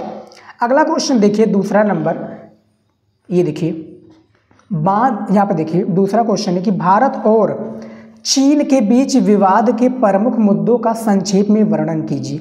भैया भारत और जो चीन का बीच मुख्य विवाद है, इसके प्रमुख संक्षेप में हमें कहा है, विवाद के प्रमुख मुद्दों को हमें संक्षेप में वर्णन करके बताना है। ठीक है, देखिए इसका जो शब्द सीमा होता है 250 शब्दों में आपको इसका आंसर लिखना होता है बोर्ड एग्जाम में, और ये आपके नागरिक शास्त्र में केवल 2 ही क्वेश्चन पूछे जाते हैं। 8 नंबर का प्रत्येक क्वेश्चन होता है। आप लोगों ने हमारा मॉडल पेपर का वीडियो देखा होगा तो उसमें मैंने बाकायदा आप लोगों को बताया है कि किस तरह से बोर्ड एग्जाम 2025 में पूछे जाएंगे क्वेश्चंस। तो भारत और चीन के बीच जो प्रमुख मुद्दे हैं इसका संक्षेप में हमें यानी नंबर के साथ में, नंबरिंग के साथ में आपको डिटेल में समझाना पड़ेगा। ये 2023 यानी पिछले साल यानी दो साल हो गए हैं ये क्वेश्चन पूछा गया था और इस बार बोर्ड एग्जाम में काफ़ी चांसेस है इसके आने के। ठीक है, अगला क्वेश्चन देखिए 3 नंबर, द्रविड़ आंदोलन भारत के क्षेत्रीय आंदोलनों में सबसे ताकतवर आंदोलन था, समझाइए। अब भैया द्रविड़ आंदोलन की बात की जाए तो ये क्या है, और भारत के क्षेत्रीय आंदोलनों में सबसे ताकतवर कैसे हुआ, हमें ये समझाना है, एग्जामिनर को समझाना है, कॉपी में लिखना है, ठीक है। और कॉपी में लॉन्ग क्वेश्चन को कैसे लिखा जाता है इस पर मैंने शॉर्ट वीडियो भी बना रखा है, और मैं लॉन्ग वीडियो जो है कॉपी वाला मैं उस पर वीडियो लेकर आऊँगा कि बोर्ड एग्जाम में कॉपी कैसे लिखते हैं, तो वो वीडियो भी आप लोग क्या है कंप्लीट ज़रूर देखिएगा, उससे भी काफ़ी आपको हेल्प मिलने वाला है, ठीक है। तो 3 नंबर भी क्वेश्चन आप देख सकते हैं। 4 नंबर क्वेश्चन देखिए कि स्वतंत्रता प्राप्ति के बाद, यहाँ पर देखिए, भारत के सामने पेश चुनौतियों का संक्षेप में वर्णन कीजिए। अब भैया भारत कब आज़ाद हुआ था, 15 अगस्त को, ठीक है, 15 अगस्त 1947 को आज़ाद हुआ था हमारा इंडिया भारत। अब इसके सामने, भारत के सामने पेश जो चुनौतियां थी भैया, काफ़ी सारी चुनौतियां थी भैया। पाकिस्तान अलग हो गया था, ठीक है, पाकिस्तान अलग हो गया था और हमारा संविधान भी नहीं बनकर तैयार था, और भी काफ़ी सारी चुनौतियों का सामना करना पड़ा। इसका संक्षेप में वर्णन करके बताइए। इस पर भी मैंने ऑलरेडी आंसर का वीडियो बना दिया है, ठीक है। आप लोग हमारी वीडियोज को देखते होंगे तो आपको इसका आंसर भी पता होगा कि क्या होता है, ठीक है। तो ये लॉन्ग क्वेश्चन है, संक्षेप में हमें क्या करना था भैया, वर्णन कीजिए। VVI क्वेश्चन हैं, और ये जो मैंने आपको द्रविड़ आंदोलन बताया ये आपका 2017, 18, 20, 22 और 24 आप लोग देख सकते हैं कि कब कब पूछा गया है, मैंने यहाँ पर लिख भी दिया है ताकि आपको ये ना डाउट हो कि ये क्वेश्चन सर बता रहे हैं तो कैसा है, इंपॉर्टेंट है या नहीं है, कब कब पूछा गया है, सारा डाउट आपका क्लियर हो जाएगा इससे। तो वेरी वेरी इंपॉर्टेंट क्वेश्चन है, इसको भी तैयार कर लीजिएगा। 5 नंबर क्वेश्चन देखिए स्क्रीन पर पूछा गया है कि भारत में अन्य पिछड़े वर्ग को आरक्षण देने के पक्ष विपक्ष में अपने तर्क दीजिए। ठीक, क्या करना है, भारत की बात हो रही है। अभी आप लोगों ने देखा होगा बांग्लादेश, जो हमारा पड़ोसी देश बांग्लादेश है, उसमें यही भैया क्या है, आरक्षण से संबंधित ही विवाद हुआ था, जिससे जो वहाँ की प्रधानमंत्री थी शेख हसीना जी, उनको भारत भाग कर आना पड़ा था। ठीक है, तो उस पर आप लोगों ने न्यूज़ काफ़ी सारी देखी होंगी कि किस प्रकार से हुआ था। तो यहाँ पर यही बात हो रही कि भारत में अन्य पिछड़े वर्ग को आरक्षण देने के पक्ष विपक्ष में अपने तर्क दीजिए, यानी हमारा तर्क दीजिए। इसका आंसर बुक और क्वेश्चन बैंक में आपको मिल जाएगा। ठीक है, देख लीजिएगा। अगला क्वेश्चन देखिए 6 नंबर। देखिए, नीति आयोग से क्या तात्पर्य है, इसे प्रमुख उद्देश्य क्या है। भैया जो नीति आयोग है इसके बारे में भी मैंने मॉडल पेपर के, जो आपका मॉडल पेपर है किसमें, मॉडल पेपर नागरिक शास्त्र का, उसमें आंसर मैंने बता रखा है कि नीति आयोग क्या होता है। ठीक है, इससे तात्पर्य क्या है। देखिए, तात्पर्य, अर्थ, आशय, परिभाषा, ये सब एक ही होते हैं, तो हमें इसका परिभाषा देना है और इसकी प्रमुख उद्देश्य क्या है ये बताना है। NCERT का क्वेश्चन है, 2016 में पूछा गया था, 2018 में और 2020 के बोर्ड एग्जाम में पूछा गया था। ठीक है, और इस बार आपके काफ़ी चांस हैं बोर्ड एग्जाम में आने के। ठीक है, प्री बोर्ड में, जो आपका प्री बोर्ड होता है ना, उसमें भी ये क्वेश्चन आया था पिछले साल। तो 6 नंबर भी क्वेश्चन यहाँ पर आप लोग देख सकते हैं, मैंने बता दिया है। अब चलिए देखते हैं अगला क्वेश्चन। यहाँ पर देखिए स्क्रीन पर आपको दिख रहा है 7 नंबर क्वेश्चन, और ये सारे क्वेश्चंस इंपॉर्टेंट है स्टूडेंट। आप लोगों के लिए एक एक क्वेश्चन और एक एक नंबर बहुत ही ज़्यादा कीमती है, और इम्पॉर्टेंट कहना गलत नहीं है, क्योंकि एक नंबर से जो बच्चा होता है या आप लोग टॉपर भी बन सकते हैं, एक नंबर से नागरिक शास्त्र या कोई और सब्जेक्ट में फेल भी हो सकते हैं। एक नंबर से आप जो फर्स्ट डिवीज़न होता है, ठीक है, फर्स्ट डिवीज़न, इससे भी आप लोग चूक सकते हैं। तो एक एक नंबर आपके लिए इम्पॉर्टेंट है, तो छोड़िएगा मत। 7 नंबर क्वेश्चन है कि संयुक्त राष्ट्र संघ के मुख्य अंगों का विवरण दीजिए। हमें मुख्य जो अंग है इसके विवरण देना है। देखिए, सुरक्षा परिषद के कार्यों की विवेचना कीजिए। हमें जो सुरक्षा परिषद है इसके कार्यों का विवेचना करना है। ठीक है, 2020 में ये प्रश्न पूछा गया था, 2022 में भी पूछा गया, 2023 और 2024 में, यानी पिछले साल भी ये क्वेश्चन पूछा गया था। आप देख सकते हैं 7 नंबर क्वेश्चन को, और जो लिख रहे हैं हमारे स्टूडेंट वो वीडियो को रोककर आराम से लिख लीजिए, कोई जल्दबाजी नहीं है। आपके लिए लिखना इंपॉर्टेंट है और समझना इंपॉर्टेंट है। ठीक है, तो आराम से लिखिएगा, जल्दबाजी कोई नहीं करेगा। 8 नंबर क्वेश्चन देखिए यहाँ पर, 1967 में हुए चौथे आम चुनावों का सविस्तार वर्णन कीजिए। कब हुआ था भैया, 1967 में हुए चौथे आम चुनाव का हमें क्या करना है, यानी पूरा डिटेल में, यानी सविस्तार इसका वर्णन करना है। हमें इसमें कोई पॉइंट वगैरह ऐड नहीं करना, सीधा क्या हमें डायरेक्ट आंसर लिखते चले जाना है। ठीक है, तो ये इसमें बताया गया है। NCERT का ये भी क्वेश्चन है, 2023 में भी पूछा गया था और 2022 यानी लगातार 2 वर्ष क्वेश्चन पूछा गया था। काफ़ी चांस हैं इस बार के बोर्ड पेपर में ये क्वेश्चन आना नागरिक शास्त्र का, तो तैयार कर लीजिएगा, ये भी इम्पॉर्टेंट है। दीर्घ उत्तरीय प्रश्न है और पूरा मैं आपको बताऊंगा। मैंने आपको बहुविकल्पीय भी प्रश्न वीडियो बना दिया है और अति लघु उत्तरीय प्रश्न पर भी वीडियो बना रखा है और लघु उत्तरीय पर भी वीडियो बना रखा है। आज का ये वीडियो आपका दीर्घ उत्तरीय पर है। 9 नंबर क्वेश्चन देखिए क्या पूछा गया है कि शीत युद्ध के बाद भारत और चीन के संबंधों में क्या बदलाव आए थे, कारण सहित व्याख्या कीजिए। भैया शीत युद्ध क्या होता है, शीत युद्ध के बारे में मैंने बता दिया है। शीत युद्ध जो चैप्टर है आपका शीत युद्ध का दौर, वो चैप्टर हट चुका है, जो 2023 में ही हट चुका था। नया चैप्टर आपका फर्स्ट चैप्टर है, दो ध्रुव्यता का अंत। लेकिन इसमें क्वेश्चन पूछे गए हैं कि शीत युद्ध के बाद भारत और चीन के संबंधों में क्या बदलाव आए थे, कारण सहित व्याख्या कीजिए। हमें कारण भी बताना है, इसका अर्थ भी बताना है कि क्या बदलाव आए थे। ठीक है, NCERT का क्वेश्चन है, वेरी वेरी इंपॉर्टेंट क्वेश्चन है, 2024 यानी पिछले साल ही पूछा गया था ये क्वेश्चन। ठीक है, 10 नंबर देखिए, मूलवासी से आप क्या समझते हैं। जो मूलवासी हैं इससे आप क्या समझते हैं भैया, और उनके अधिकारों का उल्लेख कीजिए। ठीक है, मूलवासी के बारे में मैंने परिभाषा भी बता रखा है अपने वीडियोज में, वीडियो को आप लोग देखिएगा। ठीक है, उसमें मैंने इसका परिभाषा पूर्णतया बता रखा है कि मूलवासी क्या होता है और उनके जो अधिकार होते हैं। जैसे मूलवासी का अर्थ होता है जैसे हम लोग होते हैं, हम जैसे लोग ही होते हैं, और उनका एक अधिकार होता है, क्योंकि सब्जेक्ट का ही नाम है भैया नागरिक, क्या नाम है, नागरिक शास्त्र नाम है। तो नागरिक के बारे में उनके अधिकारों का उल्लेख भी करना पड़ेगा। NCERT का ये आपका क्वेश्चन है। ठीक है, चलिए देखते हैं अगला क्वेश्चन देख लेते हैं। 11 नंबर स्क्रीन पर आप देख सकते हैं कि क्या पूछा गया है। 11 नंबर कि सोवियत संघ के विघटन को सविस्तार समझाइए। ठीक है, हमें सोवियत संघ का जो विघटन है, सोवियत संघ का विघटन कब हुआ, 1991 में हुआ। ठीक है, कितने देश थे भैया, इसमें टोटल 15 देश थे, जो कर क्या है टूट कर बिखर गए थे। 1991 में ये टूट कर बिखर गए थे। सोवियत संघ जिसको क्या कहा जाता था, समाजवादी गणराज्य भी कहा जाता था। ठीक है, इसका विघटन का सविस्तार मैंने पूरा डिटेल में वर्णन करना है, वीडियो मैंने बना रखा है, नहीं तो आपको क्वेश्चन बैंक में इसका आंसर देखने को मिल जाएगा, कॉपी में लिख लीजिए। NCERT 2019, 22, 23 और पिछले साल यानी लगातार ये क्वेश्चन पूछा गया है, और क्यों ना पूछा जाए, काफ़ी इंपॉर्टेंट क्वेश्चन है आपका। ठीक है, अगला क्वेश्चन देख लेते हैं। 12 नंबर क्वेश्चन देखिए, एक ध्रुवीय विश्व में संयुक्त राष्ट्र संघ के स्थान की विवेचना कीजिए। भैया एक ध्रुवीय विश्व में संयुक्त राष्ट्र संघ के स्थान की विवेचना करना है। अब एक ध्रुवीय क्या होता है, ध्रुवीय क्या होता है, इसके बारे में आपको बताना है। यहाँ पर देखिए, एक ध्रुवीय विश्व और संयुक्त राष्ट्र संघ, ये दोनों में आपको पूरा कंबाइंड होकर इसका आंसर देना है। ठीक है, कैसे देना है हमने आपको वीडियो बना दिया है।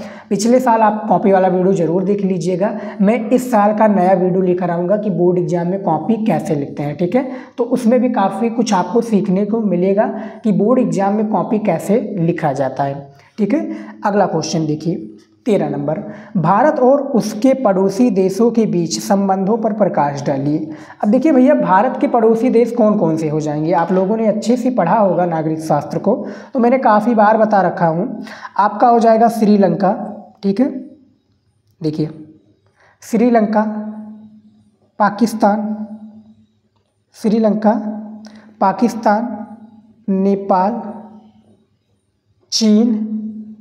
ठीक है, नेपाल, चीन, उसके बाद में भूटान, बांग्लादेश। ठीक है, बांग्लादेश और म्यांमार। ठीक है, 1 2 3 4 5 6 7। ठीक है, 7 हो गया, और मैं कोई भूल रहा हूँ, कुछ भूल रहा हूँ। श्रीलंका, पाकिस्तान, नेपाल, चीन, भूटान, बांग्लादेश, और आपका और कोई हो जाएगा। आप लोग कमेंट में बताइएगा कि क्या मैं भूल रहा हूँ। ठीक है, तो ये भारत के पड़ोसी देशों के बीच में हमें संबंधों पर प्रकाश डालना है। ये क्वेश्चन आपका कब आया था, पूछा कब गया था, ये देखिए आप 2019 में पूछा गया, 2020, 22, 23, 24, 25 यानी इस बार भी पूछा जाएगा आपका बोर्ड एग्जाम में, ठीक है। तो ये लगातार क्वेश्चन पूछा जाएगा और किसी भी टॉपिक पर पूछा जा सकता है। जैसे श्रीलंका पर बताइए कि भारत और श्रीलंका के बीच क्या संबंध है, पाकिस्तान के बीच नेपाल, चीन, भूटान, बांग्लादेश और म्यांमार, ये सभी के बारे में पूछा जाएगा। तो सभी के बारे में तैयार कर लीजिएगा।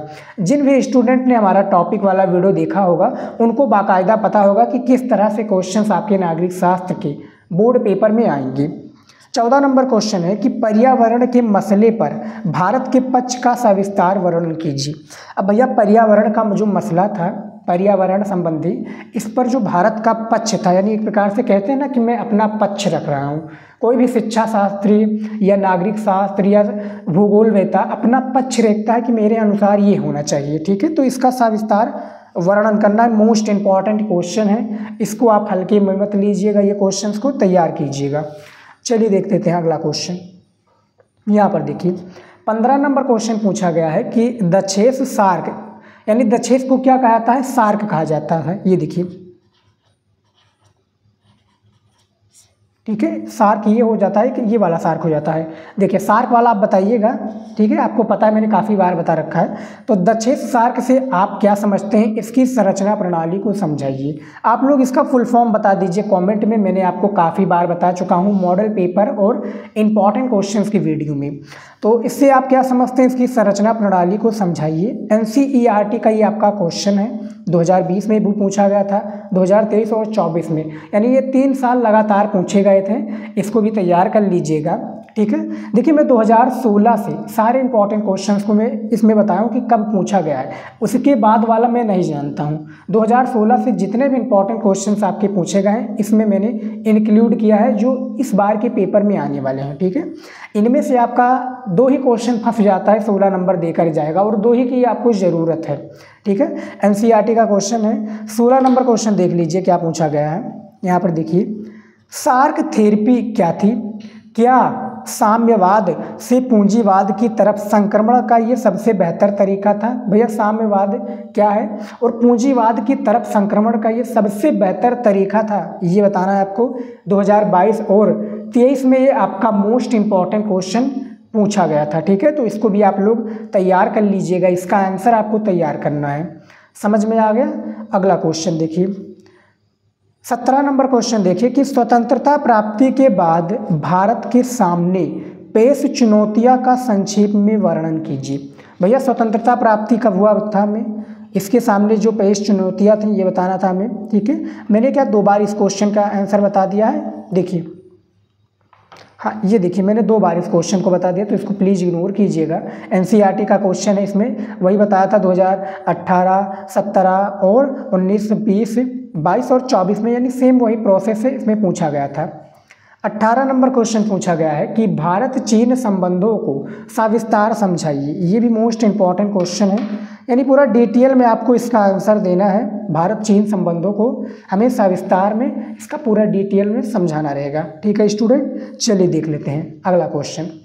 चीन संबंध, जैसे कि मैंने आपको बताया था ना एक वीडियो उसमें, कि जो भारत के पड़ोसी देश हैं, हमारा पड़ोसी देश, उससे क्या संबंध है भारत का। तो जैसे भारत चीन का यहाँ पर पूछा गया है, आपका नेपाल का, बांग्लादेश का पूछा जाएगा, तो तैयार कर लीजिएगा सभी का। जो आपका 2nd चैप्टर है या समकालीन विश्व राजनीति, उसमें भी ये क्वेश्चन पूछे जाएंगे, तो उस चैप्टर में मिल जाएगा क्वेश्चन। 19 नंबर क्वेश्चन है कि भारतीय किसान यूनियन का जन्म क्यों हुआ, इसकी मुख्य विशेषताएं क्या थी, ठीक है। इसकी जो मुख्य विशेषताएं थी हमें ये बताना है कि इसकी मुख्य विशेषताएं बेसिकली क्या थी, ठीक है। 19 नंबर क्वेश्चन में इसका आंसर आप लोगों को देना है। अगला क्वेश्चन देखिए 20 नंबर, राज्य पुनर्गठन आयोग के मुख्य कार्य क्या थे। भैया राज्य पुनर्गठन आयोग क्या है, इसके मुख्य कार्य क्या थे, इसकी प्रमुख संस्तुतियों बताइए, इसका संस्तुतियों या इसका अर्थ बताइए, यही होता है 20 नंबर क्वेश्चन में। NCERT का यह क्वेश्चन है 2019, 20, 22 और 24 में भी पूछा गया था, ठीक है। तो 20 नंबर क्वेश्चन भी आप लोग देख सकते हैं। तो टोटल इसमें हमने दीर्घ उत्तरीय जो कि नागरिक शास्त्र का कितने क्वेश्चंस बताए हैं, 20 इंपॉर्टेंट क्वेश्चंस को बताए हैं जो आपके पेपर के लिए इंपॉर्टेंट है, और इसको तैयार कर लीजिएगा, ठीक है। मोस्ट इंपॉर्टेंट आपका ये क्वेश्चन है। तो इस वीडियो में स्टूडेंट इतना ही, मिलते हैं नेक्स्ट वीडियो में नए टॉपिक के साथ। जय हिंद।